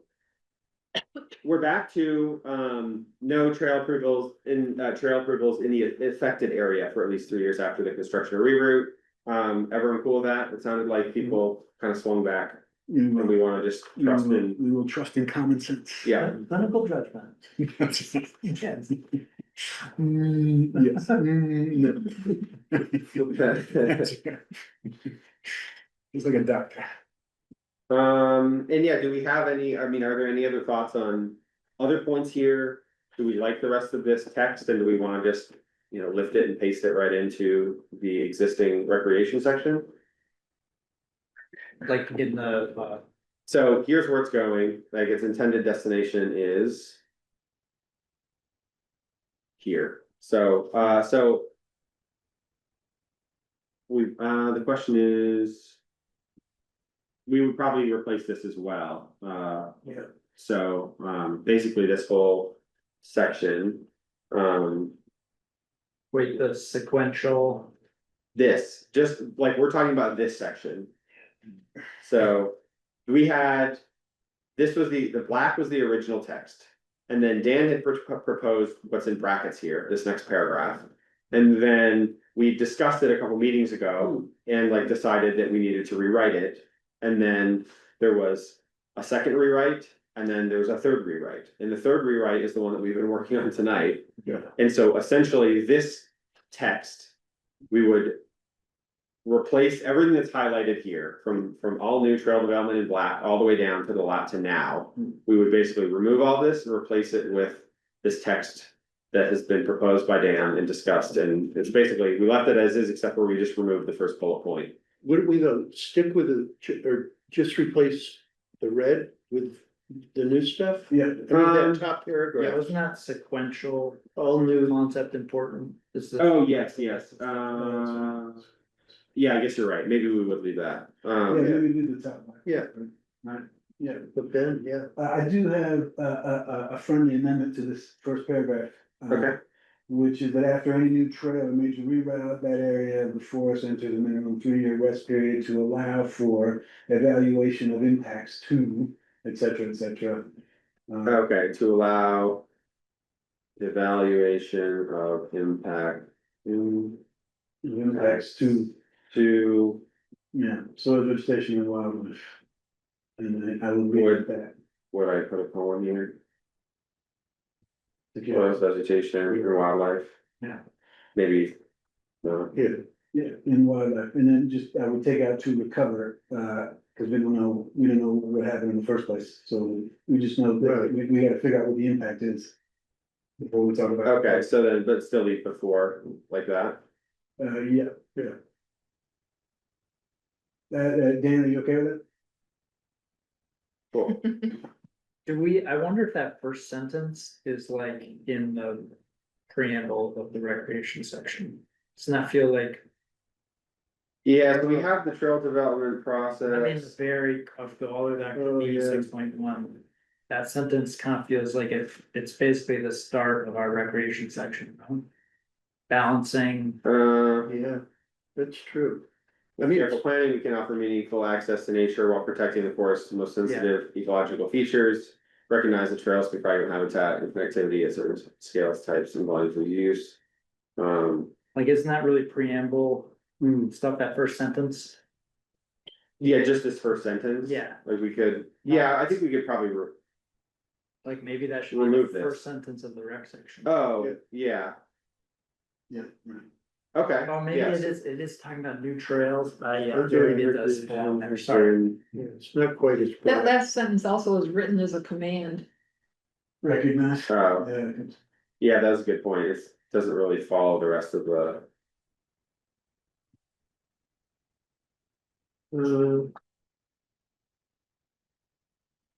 Does Don have We. opinions about why this Town section goes? regulations. Don, How about just take out recognize that? Oh, just trails. Can fragment habitat. Yeah, and so. Manages recreation, balance community or community interest in new trail opportunities with protection of the forest ecological health. Maybe, yeah, so it almost seems like this, yeah, this should be removed. From here, and placed here. Oh my goodness, what just happened? Oh, right. So, yeah, so now, Yeah, I kinda like it there. and then, I don't know, I guess new trail. Yeah. In that first sentence, that might be a little too specific, that's Little new trail, general. cause it's really recreation in general. So. as I said again, So, the end of that first line, yeah, it says, community interest in new trail opportunities. Take the word new. no, no, just Or just recreation trail, opportunities. cause it's really recreation at this, right, Yeah. speaking generally. Yeah. So yeah, just, yeah, Yeah, we not just just. say, care to balance community interest in recreational opportunities. Yeah. With Yeah. protection of the forest. Is that okay, Dan, if we put that sentence there? And Yeah, then sounds good. yours starts with the specific trail approval. Stuff. Yeah, also, I think this should. The forest isn't managing this stuff, the committee is, right? Yeah, that's right. So the committee should be here. And then I think because we know we're dealing with the forest here, I don't think we need Andrews Community Forest here, I think we can just say. Forest, right? Can we go back to dance for a second if you're done here? Yes, I just said one more, Dan, you wrote while exploring, in that second half of the last sentence, while exploring new connections, I think you mean new trails, correct? yeah, like trail connections. yeah. Yeah, because connection is. That's like one type of code. I'm not sure you even need that last sentence, honestly. Okay, I mean, I kind of like it. Yeah, I do too. Yeah. Improving existing trail That's fine. system while exploring I would eliminate connections there, guys, and just say new trails. or Connecting or otherwise. And then I would say when they clearly align with recreational, ecological, and management goals. Because this is the recreation section still. yeah, with, you're saying recreational. Yeah, ecological and management goals, or recreational and ecological management goals, yeah. Yeah. Also, can we change this to, instead of new trail connections, just trail connectivity, or? I would say new trails, period, connections. new trails. With or without connections, I mean. Yeah, Yeah. new trails, New Take out. trails. connections. Good. Okay, do we like this? Good. So, I think that's good. so we moved that up there and then we're gonna go down. Here, so then my only thought about putting it here, and maybe there's a different place where we wanna put it. But we have this little introduction here about the trail approval process. We're talking about a sequential list of steps, but then if we paste this in here, suddenly we have. It kind of like interrupts the flow, where now all of a sudden we're talking about the rest period. Which kind of interrupts things, so maybe, Is that a 6.1.2? yeah, could be, I mean. Maybe it does go in the trail development parameters, and it doesn't actually go, it doesn't go in the trail approval Right, process. right. Do people like that? Like, what if we put it up here? Yeah, we should And yeah, it would be probably its own thing, right? go So. ahead about that, yeah. 6.1.2.1. 6 point, what this, 6.1.3, right? Maybe it's the first one, you know, it's like at the weight of a bullet, like hemlock stands for. And but it's up at the top. Cause it's a great screening thing, if you were trying to propose a trail. Even before you start getting the tape measure out, you say, oh my gosh, it's only a year after, this may be tough. You know? And then someone doesn't go through the effort telling you have it. Hopes dash. I mean, this should be, yeah, anyway, they need to read the whole thing. Could you imagine if this was like? If you weren't just doing this in front of us, you were like going back. There's no other way, yeah, like, it took us a while to get here, because remember, like, we all used to sit around with our laptops and all have our own version. Oh, yeah. And like one person was like taking notes or changing it while everyone else was just looking at their screen and trying to imagine. Like, I don't know why it took us so long to figure out this is the way to do it. Yeah. I think maybe because partially we were worried about like, sharing documents, like open meeting law or something, but I'm glad this is what we're doing now. So do we like this here, as 6.1.3, or do we, I think it's. Oh, standalone, yeah. Is it, sorry, you get picky here, is it a forest rest policy? Can you look at that title? Sure. Yeah, like, Is that what it is? Just for stretch bumps. Yes, Forest rest, is that a thing? Forest rest? I mean, Rest. what is this? rest and reset. we could just say forest rest. Like periods or something, This is rest. Yeah, evaluation, Yeah. or like, Feels like a good descriptor of. it's kind of the meat of it. Is it, I'm not sure we're resting. yeah, I suppose. Is the forest resting if we're using that trail? I mean, it's about, Restoration. More about monitoring than it is about resting. yeah, about monitoring and about doing trail restrictions, I don't know. Maybe I'm being too picky. Like, we could call it just like a trail evaluation. Yeah. Probation. Yeah.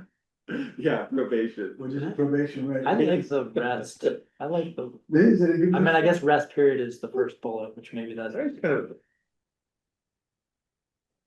I said, like, if you Yeah. were in this discussion and you showed up and you read this name, you go, that's. Forest. How about That's- trail No, that- impact evaluation periods? Trail impact evaluation. yeah, that's, I guess it'd Yeah. just be period, we don't need periods, right? Because it's just one Mhm. 3-year period. Yeah, that's a. And then we still have rest in here, right? So we still have that language, which I think is a good way to describe Yeah. it. But to a new reader who's just like, wait, what's a rest policy? It's a forest rest policy. Yeah, Good night, Okay. forest. I also really like how this, I put a page break in here, so we were able to sneak this in without changing the length of the document. Do we like this? Are there any thoughts or other opinions about this section, or can we move on? Let's move on. Dan, are you okay with this being a standalone? Category? Yeah, it sounds great. Yeah, I mean, it's Thanks just for all your slightly help above making it where you better. suggested it, instead of Oh. right here, it's just, it's up here. It's all great. Thank you.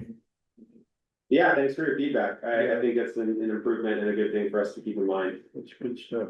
So, now that we've taken care of that, I think that we need to talk about wetlands again. Cause that was the next thing that we got hung up on, which was, oh, actually, before we do that, this is fine, right? Can I just turn this black?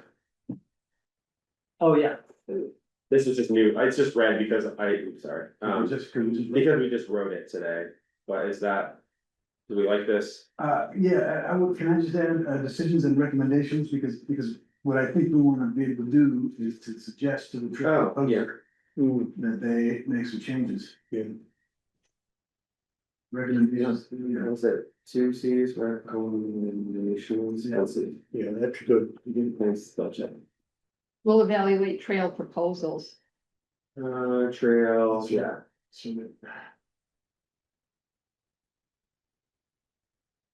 And just base decisions, it's decisions, it's fine. okay. In alignment, that's, In line. that doesn't. You like it? It does it? Sure. Base decisions and recommendations. Oh, maybe that does work. Does that work? It's, That's right. That's fine. It's like when you look at a word enough times, suddenly it starts to look really strange, and it's just like, this is actually how you spell this word. one day we're gonna get a copy of it. Look at this. Yeah, I mean, that is the hope. We'll see. I got in its initial reactions from a few people from the select board that seemed to think that we may not end up getting the copy editor after all, but we'll see what happens. But we've done so much work on this at this point that, I think that we can carry this thing across the finish line if we need to. We might just need to designate somebody to go through and do the final pass rather than doing a 60-page group polish. That'll take another 3 years. Okay, so Lock the door. yeah, no one's allowed to leave. It's like a prison. They can, scoot food under the door I until. was just gonna say, bake one hell of a cake and I can be talking. Yeah.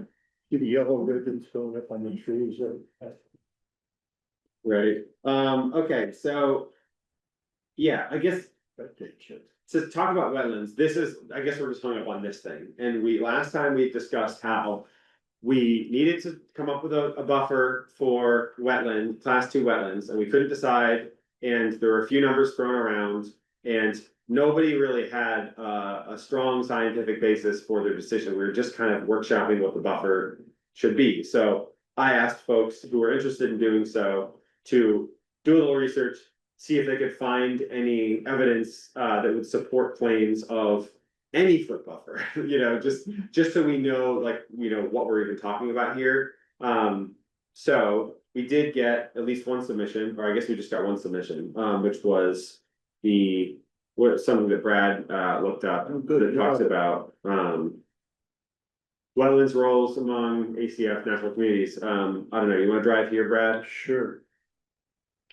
Through using yours? Well, sure, I can just do the slides if you wanna talk Okay. through it, and like what your thoughts were on this. Yeah, the basic idea was, is our wetland natural communities on a par with or below par with upland natural communities, okay? And that's kind of where I started on this. So these two images I threw in there were taken from a camera trap that I set up, God, scary amount of years ago. 2016, huh? Yeah, on one of the wetlands in the southeast part. I don't think the vernal pool, but it might be that beaver one, but anyway, I caught an owl What time was that? and a deer. Does that have a time? Yeah, it's cool, it was like, 12:30 at night. 12:30. yeah. And the deer was moseying around at 2 PM. Okay, so you can jump. All right. Do we So, need to go slide by slide, because some of the stuff we probably already know, right? yeah, I mean, what's a natural community that, these are two definitions, a wetland fits into those easily. You can jump again. There's a mutual dependency between upland and wetland. You can see the wetlands support not just frogs and salamanders, right? And waterfowl and ladybirds, but also black bear, moose, pitcher plants, all the pitcher plants that need the wetland directly. But they all rely in whole or in part on wetland ecosystems. You can jump again. Similar, this comes from the Meredith Naughton report. Functional wetlands are critical wildlife habitats across taxonomic groups, including specialists who cannot survive without nearby wetlands. So What is taxonomy mean? it's like the general classification of wildlife, you know, big, like ungulates. The animal family. I think it's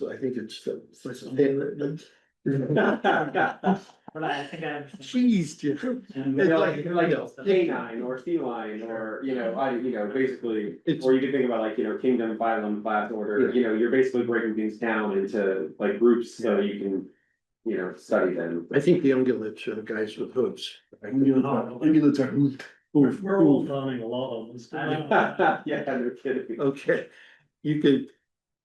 All right, go ahead. Okay. Kick it again, in wetland. Wildland Woodland, published by VLT Nature Conservancy with some VLT people and state people as authors. They, wax poetic about the importance of wetlands, the diversity of plants, and many common upland dwelling animals rely on them. From large mammals to tiny insects as essential habitat. They can jump again. So then once again, this is over in the New Hampshire book, impacts of rec trails on wildlife. They tell you to avoid special habitat types.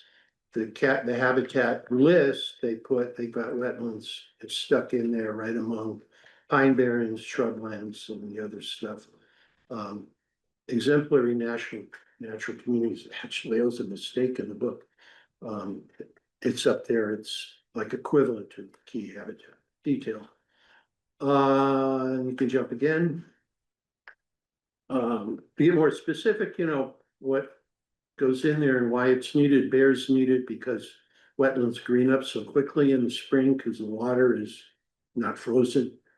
And then they basically eat salad for a couple of months and after their long hibernation and with one or two cubs in tow sometimes. Okay, we can jump, I think.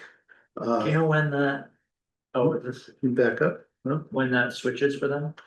You said a couple of months. Yeah, I think when the berries start showing up, so first service berry, which is May, maybe up here. Might actually not be, well, yeah, I guess I'm also thinking, they'll head to wetlands and seeps first, cause that's Yeah. the first place that there's green, vegetative growth. But then I do think they expand and they're eating other I stuff. It's think just- so. They just go to wetlands first because that's the place where. Yeah.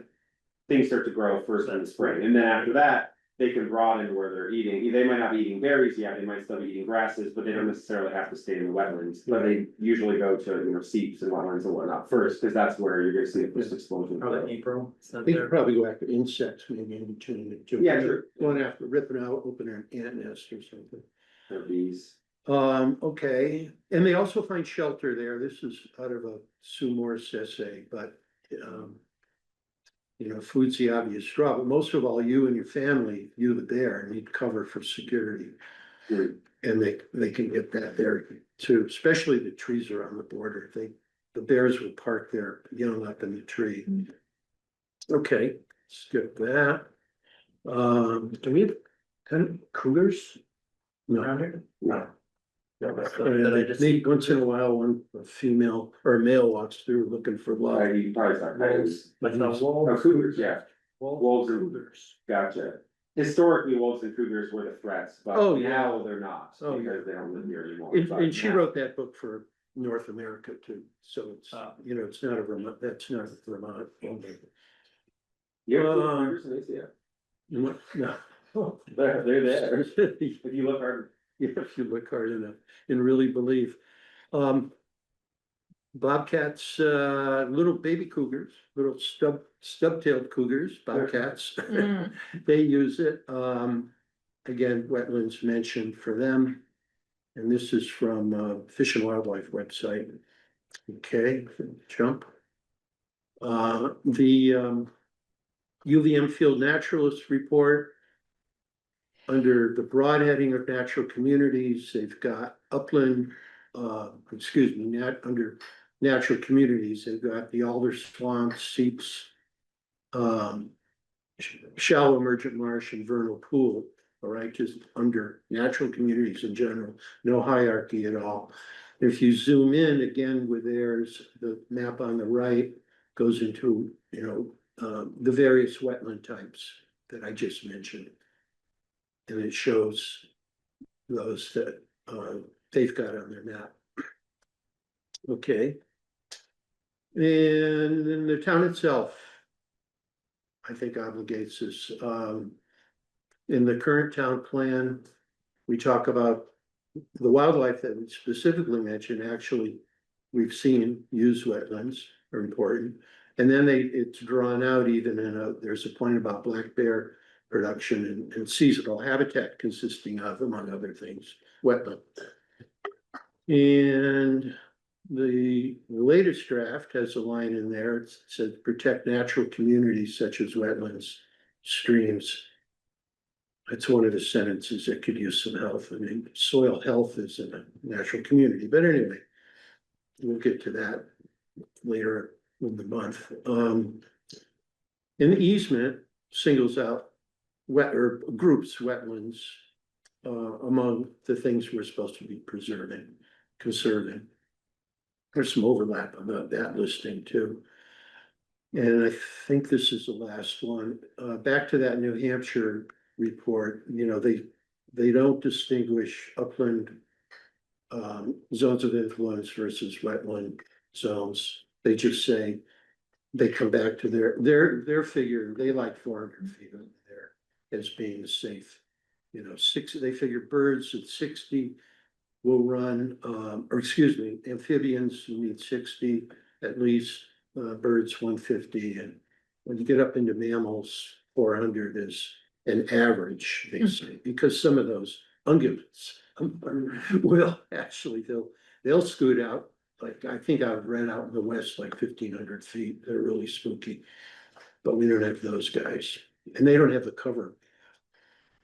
So We don't have ungulates, you said? no, we have ungulates, but we don't have antelope, for instance, that are really spooked from huge distances because they can see you're on, in a desert almost. Right. And so you can jump. Yeah, okay. So it's a reasonable. This goes back to Meredith.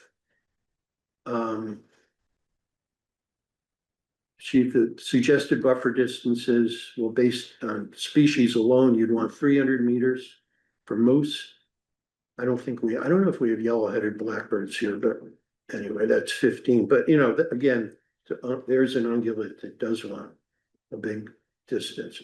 But she talks about a compromised buffer of 100 meters being suggested. And then go back to and that's it. That's a closer.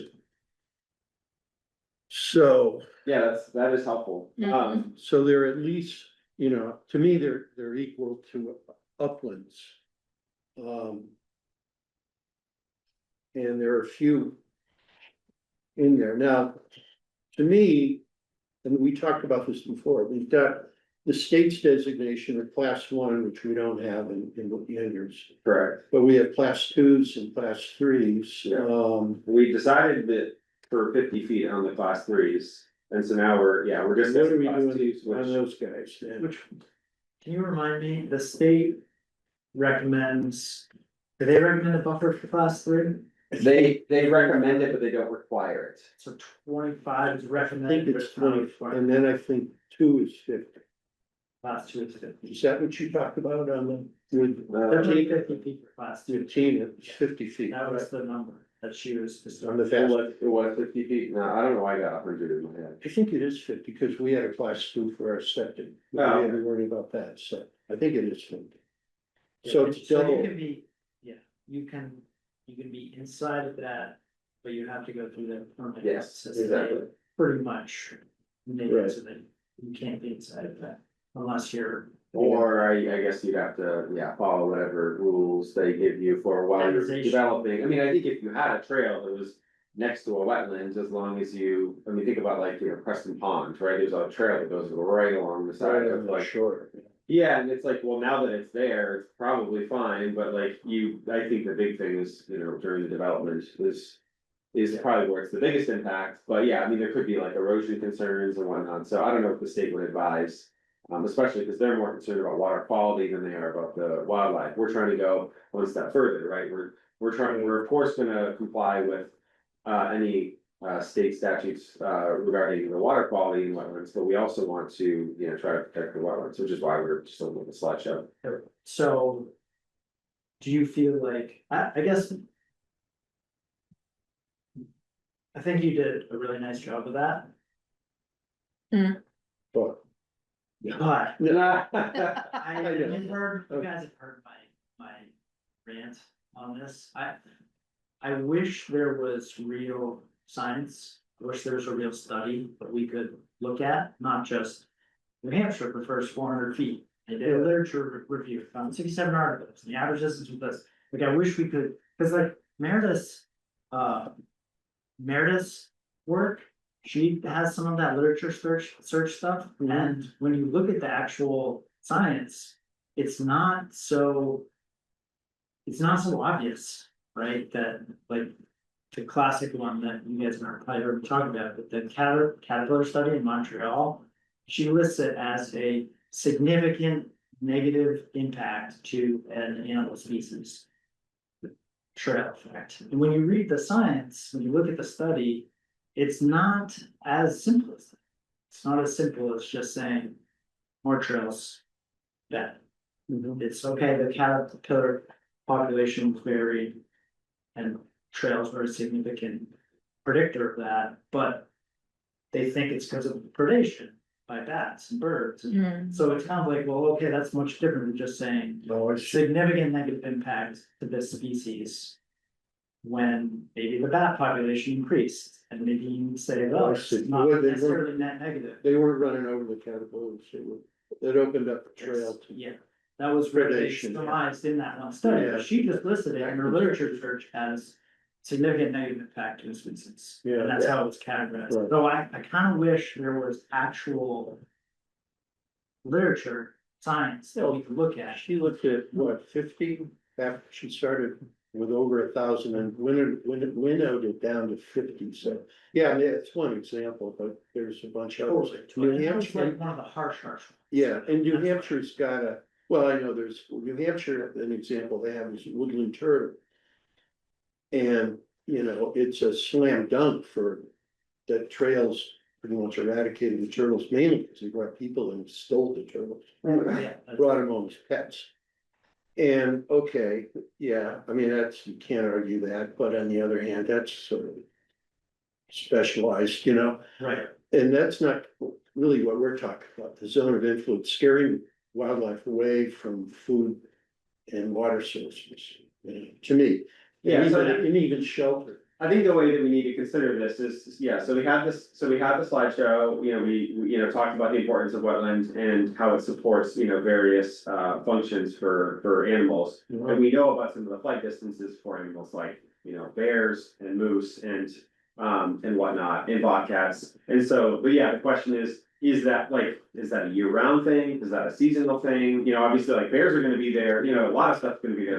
Every day. But it could be an everyday thing, yeah, exactly. I don't think it's an everyday thing, so I agree with that. What I'm, I think, right, well, but I do, so the thing about Meredith's report, we end up focusing a lot on the zone of influence, but it's not just zone of influence that she cares about.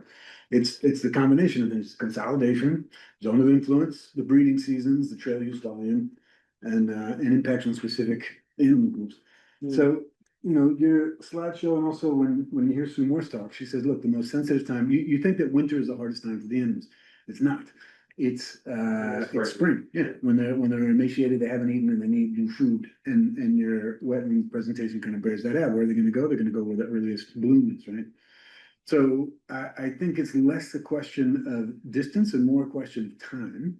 And I think, you know, like we talked about this earlier in the meeting, one of my proposals is that we take extra precautions from November first to June first. Let the forest rest, I mean, talk about a rest period, that's a rest period Yeah. every year, Sure. for the whole, north side of the forest. And then, you know, the animals will do what they do, and you know, the populations are all actually quite healthy, and we just need to give them a little bit of rest every now and then. So I think more than distance, it's time in this particular case. If you're worried about animals using the habitat of the wetlands for feeding. Yeah, In water. Yeah, although there's other water sources later on, but That's true.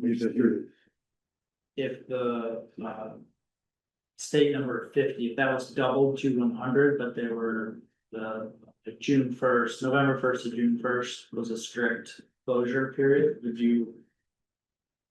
Yeah, you Feel- know. I'm not the only one, No, yeah, you know, but, I. the hard ass often. Yeah, I mean, that's what I was struggling with, you know, because there's a bunch of those wetlands around. Is it an everyday, I mean, if you have even a 2,500 square foot, which is the cutoff, the threshold, that's what makes a class 2, is if it's over 2,500. Yeah, you know, it's not, to me. It's not something they may return to so much that we have to stay away. I asked John Cart, I said, is the size. You know, does a teeny wetland, like even a class 3, say, right, does that deserve the full buffer that we give to, say, a big wetland?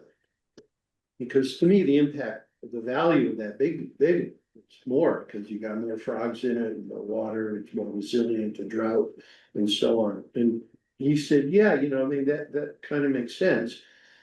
There would be exceptions. I mean, if you've got, he said, in times of drought, when the water gets scarce, that's when even that little seep that may not even get to class 2 level gets to be important. On the good side is there's probably more of those seeps in there. You know, and actually there are. That whole, I believe, it's hard to tell from the map, but that whole. That huge area is, I think what you have, and you're over at the ski area. It's a northern hardwood seepage forest. So it's like one big natural community. So and then within which you've got other. They do, I know the wetlands program will classify wetland as a class 2 because of its association with groundwater, for the reasons that. Yeah. It's not only size, it is also its, resilience to drought. So it could be like for those of us who have been up to that. Like vernal pool or like CP area at the very top, it's not technically, I think it's on Jay McCormick's land, but it's like, you know, the very top, it's like sort of like a feeder for that big ravine that goes down. Oh, yeah. Like that might be class 2 simply because it's like always wet, there's probably some groundwater that's like coming up. But like size wise, I would say that like this would be normally delineated as a class 2, but because I think it's consistently wet, it probably would qualify. Well, maybe they have a special on that. Yeah, which is part of why we talked about, you know, checking with the state whenever, even if it's like, oh, we identified a seat, we're gonna have the state come out and look anyway, because they might say like, hey, actually, you found a class 2 wetland here, you know, so. But you feel like the drought periods could be from. Well, I wonder if it's mitigated because it's gonna be dry everywhere, actually.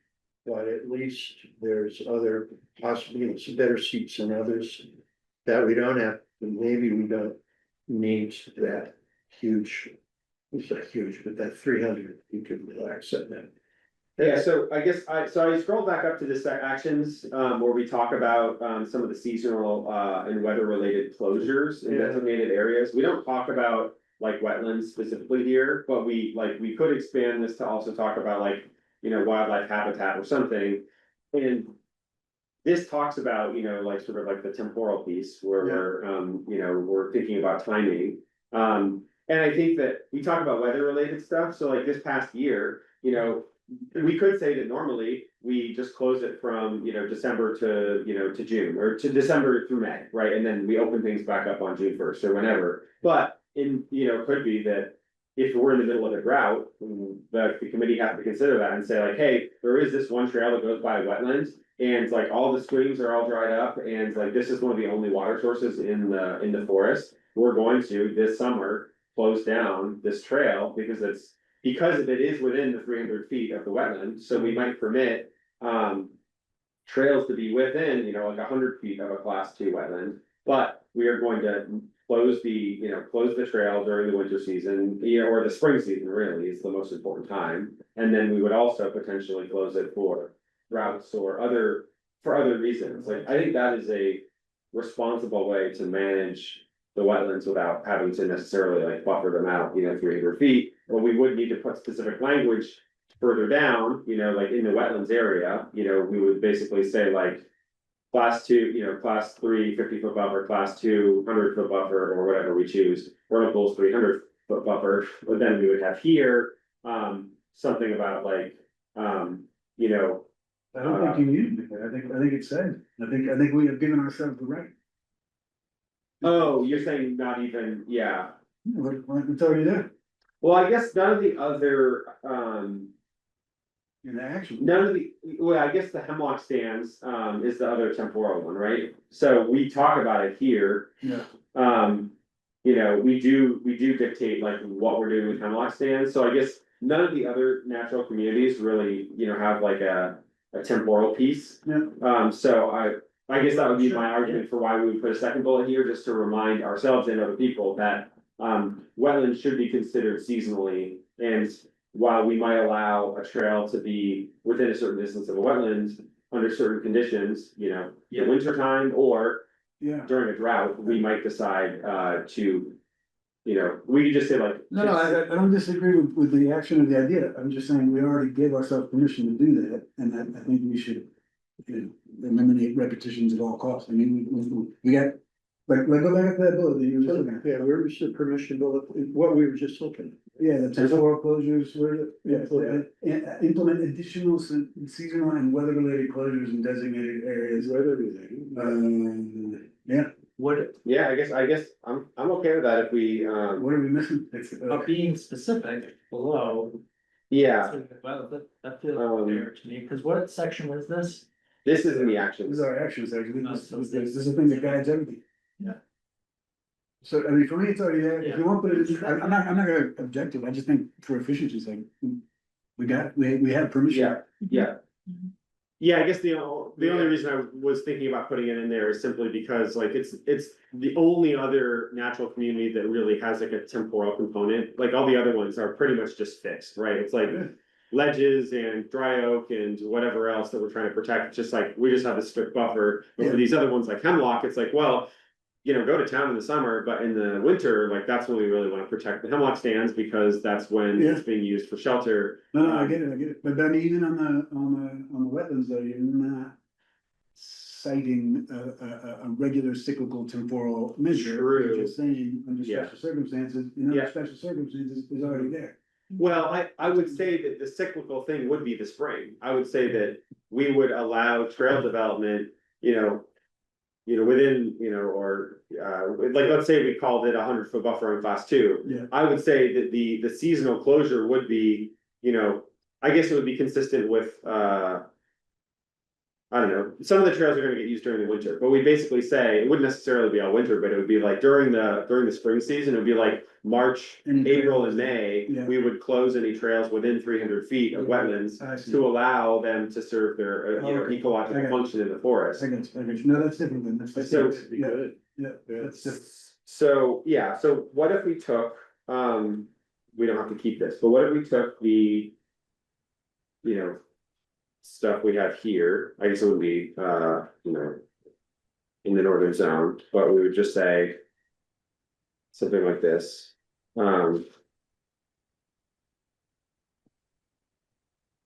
Wetlands,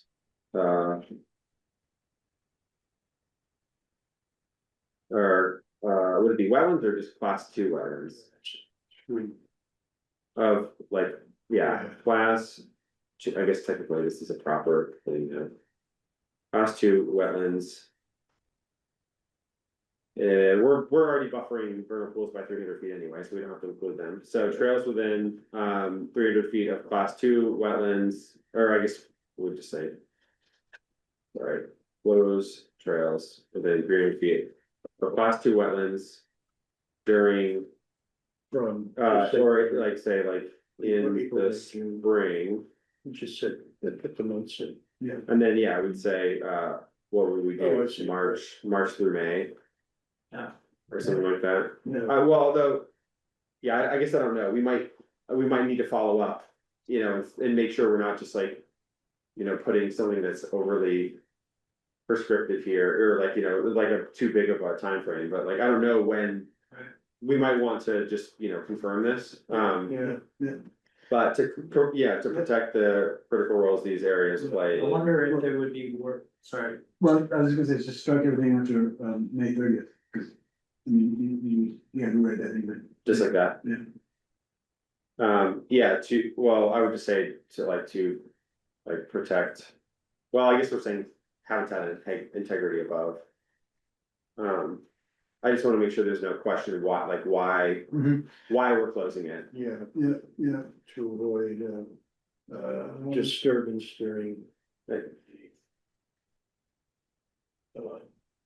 I yeah, I agree. mean, so- Wetlands it's the spring is when they're the most vital. Yeah.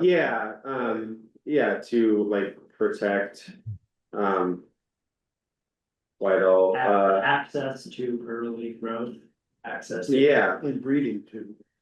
we could put in your ephemeral flush. Yeah, let's get that back. To protect vital habitat Habitat. during the ephemeral flush. There you go, that's too fancy, do you like that? No, I love ephemeral. That being like the special script too, like. Turn Yeah. it cursive. No, that's kind of apples and oranges. Do we like this? I like it, I wonder if, could we go beyond 300 feet? Because it's temporal and I don't know, We're using 300 foot as our buffer for everything else, so I don't know why we would choose to go beyond it. I mean, I'm open to considering it, but Yeah. I do wanna make sure, and this is part of why we didn't decide on this last time, is we should yes, exactly, everything should be defensible. If we just start picking out arbitrary numbers just because Yeah. we like to have a bigger number. I think people are gonna take us to task when we go, in front of the public and people are gonna, submit, their feedback in person and online, and they're gonna say like, why did you choose 500 feet for, your buffer here, or whatever, and if we're just like, I don't know, it just seemed right at the time, that's not really gonna hold water, whereas if we can point back to the science that we've been referencing, then it's much more defensible, so I think 300 is good personally. Yeah, I question would is- say that, can I jump in? Yeah, please. 300 feet or 100 meters, it's really 328, but call it 300. I think it's the most defensible thing we have. Like Meredith Naughton's work really is Yeah. being used as a science-based benchmark in most Vermont forest and recreation planning circles and by conservation commissions. And, her work definitely looked at lots of literature and came up with the 100-meter zone of influence. And I think it is defensible scientifically when you look at all the different papers that she reviewed. Did a pretty extensive, well,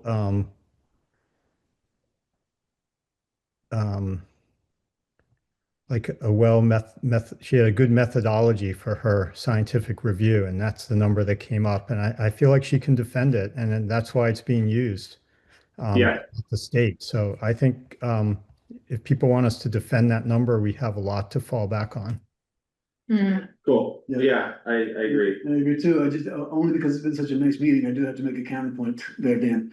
Which is that, I think we overemphasize the importance that she gives to the zone of influence. It's one of several bits, and it is not meant to be, as my reading of it, the sort of beginning and end of the management plans. And I think that looking at proposals holistically through the various criteria that she affords, is more realistic, and I don't think any good scientist would say 300 feet is like a real number. I mean, it's a point in a grayscale, yeah, I mean, well, not just a perspective, but like, there is no.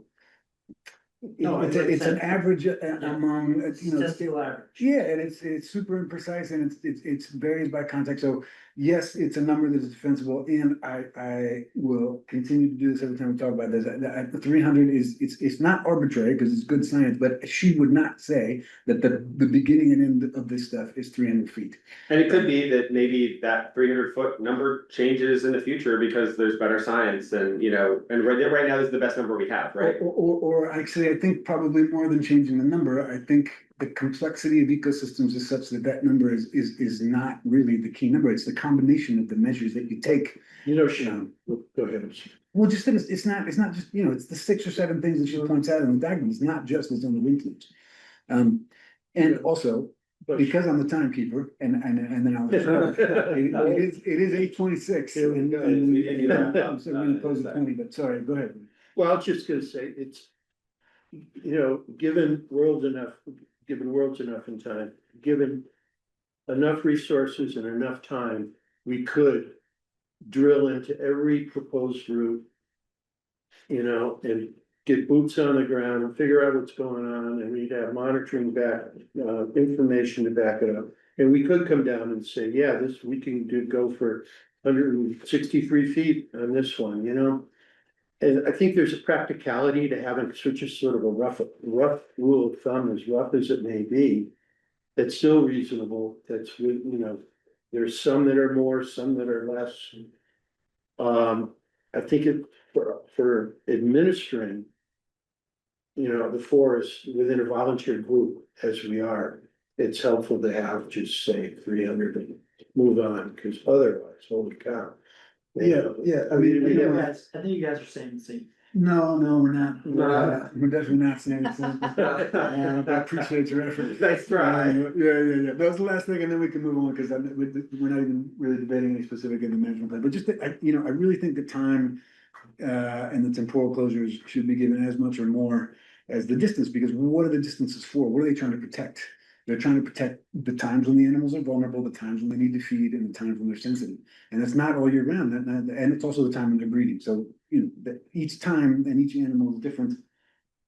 Anyway, we could go for a long on that one, but I just want to relativize the importance of zone of influence, not minimize it, but relativize it to the other criteria that are in the document.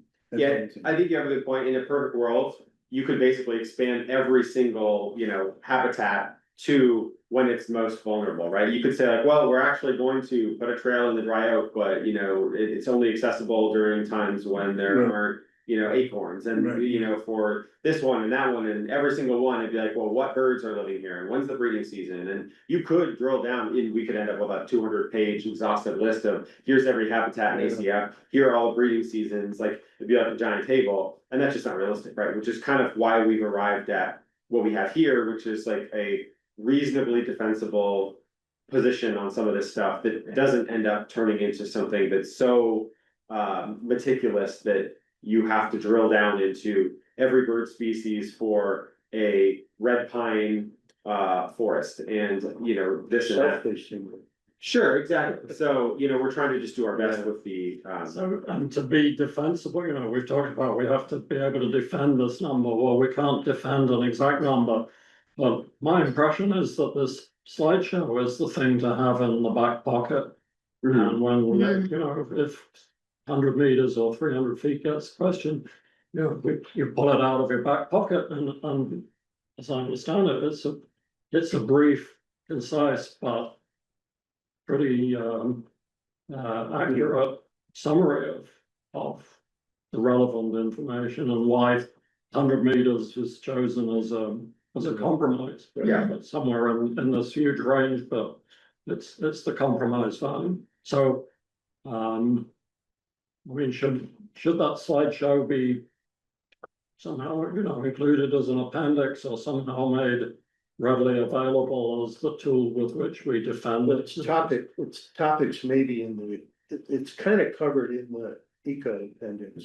yeah. Sort of, not it's not like in defense of wetlands. Okay. Yeah, it's a good thing to keep in mind, but I don't think we necessarily need to include it in the management plan, but yeah, maybe it's something that gets referenced. You know, during the public input period or something like that, so. But it's if the, so if the eco appendix suffices, then let's consider that as being our source for defending Yeah. these numbers. Which we do need to get to soon, but at a future meeting. So I guess for now, Request, sure, I wonder, might we change that second bullet, the tail end of it? It might be because of the word flush in reference to wetlands, it's. This flush comes, other things come to mind, but just, it's a little longer. But if we said, you know, close trails, through May 30th, whatever. To avoid disturbing, and then put some specifics in, avoid disturbing black bear. Amphibians and other wildlife dependent on these areas for springtime feeding and breeding. Yeah, that sounds good. It does, I mean, I would just say wildlife, so don't listen to you, because then you. Well, you know- You're in a good trap. Well, the problem is when using wildlife has run into trouble with the courts when we try to defend it because it's wildlife, there's so much of it. You know, They asked for, there's a classic case that went before the Vermont court. Called Jam Golf versus somebody. And somebody wanted to conserve or wanted to unconserve a golf course. yeah, And the argument against that was, well, look, you were supposed to be saving wildlife, and the Supreme Court said, well, wildlife. what does that mean? If you step on an ant, are you in trouble? Yeah. Yeah. So anyway, it helps to, yeah, But logistically, wouldn't just this part right here belong as another white bullet under this? oh, Oh, in the class. Because this also is a description of something Oh. where we're limiting trail well, development. that's, Where we're limiting trail use. yeah, well, this is separate in that it's not, Okay. It's not- Right. because that is development and this is Gotcha. use. Okay. So I I don't know, I guess this has gone here because this is where we consolidated our wetland Sure. spots, but technically we are in the development parameters. But maybe, I mean, you bring up a good point, and perhaps this needs to go elsewhere, or instead, I guess the same thing could be said for Hemlock. Because now we're talking about development, but then we're talking about trail closures and whatnot, Mhm. so do we need to? I mean, it I seems think this is that, gonna I bleed think the into. time to like. Copy editor time, whether that's us or them. Yeah, That's the time to move stuff like that around. It's hard to think in terms of the whole yeah, document right now. I'm beginning to think that maybe trail, seasonal trail actions or something, like in. Sure. Somewhere in here, either in the rec section or some other section of the management plan, there should be Just something about seasonal, Yeah. just seasonal actions even, right? Because it could be more than just like, it could be like a checklist of like, here are the things you need to consider during different times of the year, and then list out the seasons or the dates, and here are the things that you should be doing. Close this type of thing from this to the, so I think. Have to jump, guys. We're 3 minutes over. yeah. So I think we, unfortunately, as much progress as we made here, we still do need to. Cause I think people still have a bit more to say. I don't know if you want me to write out what you just said, Brad. Also, we still didn't decide on this, which I was hoping we would pick a number, but it sounds like maybe we're gonna discuss it a little bit more, but I think we're closer to arriving at a number unless people can all agree right this second. I could go with 100. You want the 100? Let's do 100. Yeah, I mean, it's about time, that was about time. Yeah, still around. Oh, I guess you have to go. Alright, well, we still have a quorum. Are we going? And I would just like to point out that I said 100 last You time did. we met, See? and Yeah. everybody else just complained and. You retracted your statement, but look. Second That. You Prove it right. Oh, shit. You guys, I wasn't even convinced us. Yeah. Well, you were right all along. I thank you. Yeah, The 100 probably applied to that street too. put it in, let the record Wait a stand. minute. Sonia. Okay, so cool, so we got that at least. The other thing, so I don't know if we wanna like read this just because we wanted to potentially change it. The other thing that I will note here, just as something for people to think about next time, right now, as this stands. This means that we would close the Bass Trail during the spring. Which, Unless we do that. what's that? Unless we have. Unless, the reroute then would need to be either specifically designated here, because right now the potential reroute is gonna be like 100 feet from the wetland, and that's still well within the 300 feet. So that's something we should talk about, and whether or not we want to exclude that specifically, or if we're going to say that like nobody should be using that from March to May, or March through May, that's a quarter of the year that nobody can use the Bass Trail. Grandfather? That's right, did we talk about grandfather? Is that what is? Could be, yeah, but I just think it's something we need to discuss next time, right? Okay. So like, I don't know, we could talk about like, just as a, something that we You can. could just say exception is the Vasco. I mean, that is the major highway, you know. That flip side is if those animals need that Well, space, then to me, that That's- sounds like, and that. But there's also, It coincides with the wildlife corridor, south. but there's also the easement, like, that Tyler brought up, that like Bruce, Bruce has, has like a right of way there or whatever, so like. There's more to consider, where like it might not even be enforceable. I just think that that specific section, because of its history, and because of the use that it's currently getting, we do need to discuss it a little bit more. As much as I'd love to move past wetlands, we're very, very close. Yeah. But I think this is our note for in the future. We'll come back to this next time. Hopefully we do this. Hopefully blast through the deviation stuff and then finally get to the appendix. But I'm happy with the amount of progress we've made, even though it's been slow. Yep. I think it's well thought through. Okay, so that said, let's get back to, I just want to look at the agenda to make sure there's nothing else. I think we just had to verify the upcoming meetings. Sorry. So, okay, yeah, closure. Business for upcoming meetings. Does anyone have any items that we should discuss? We're gonna put a little bit of time to talk about the Trail Fork stuff. And potential closures and like how we wanna do that. Is there anything else pressing? When, who sends out the packets these days? Sends them out? Yeah, What do you mean? well, we used to get emails from Ian with big packets. Oh, you want me to send you one? So what I do is on the Friday before any of these meetings, I email Duncan before noon. Okay, So basically, I wait until last minute, cause then if there's any changes to the Yeah. agenda, you're technically, I think, not supposed to change the agendas. Like after they're submitted, Yeah. so I basically wait until the deadline and I send them to Duncan before noon on Fridays. Okay. And I basically send him this, what you're seeing on the screen, Yeah. I just send him a Word document with all this, Right. plus all the packet items, and then it gets posted to the website. are we just going website now?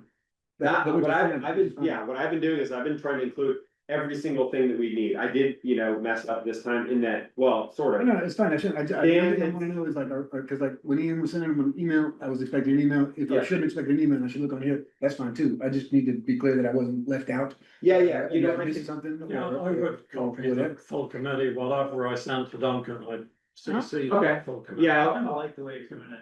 I can CC, or what I can do is I can just forward you the second I hear back from Duncan and it says, hey, I posted it. Cause he'll tell me I received this and I posted it on the town site. Yeah. At that point, we know it's live and you guys can all go look at all the materials. That way you get a notification. But I think you should be able to that'd be- predictably go to the ACFC page Okay. on Friday Yeah. afternoon. Yeah. And find the agenda and all of the attached materials. Okay. But I'm more than happy to send out an email. I can do both. I can CC you on the email to Duncan.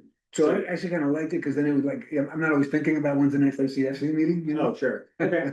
So sometimes it was nice, I get Ian's email, that, oh, I gotta read, I gotta do some homework. Okay, yeah, I'll do that. I'll start just including you It's guys. just me being lazy, but it would help if you did. I love reminders too. I mean, honestly, sometimes I need them. I honestly forgot that we had this meeting. And even though I did the agenda last week, I realized midday today, I double booked myself and I was like, oh, I've got ACFC meeting today. Yeah.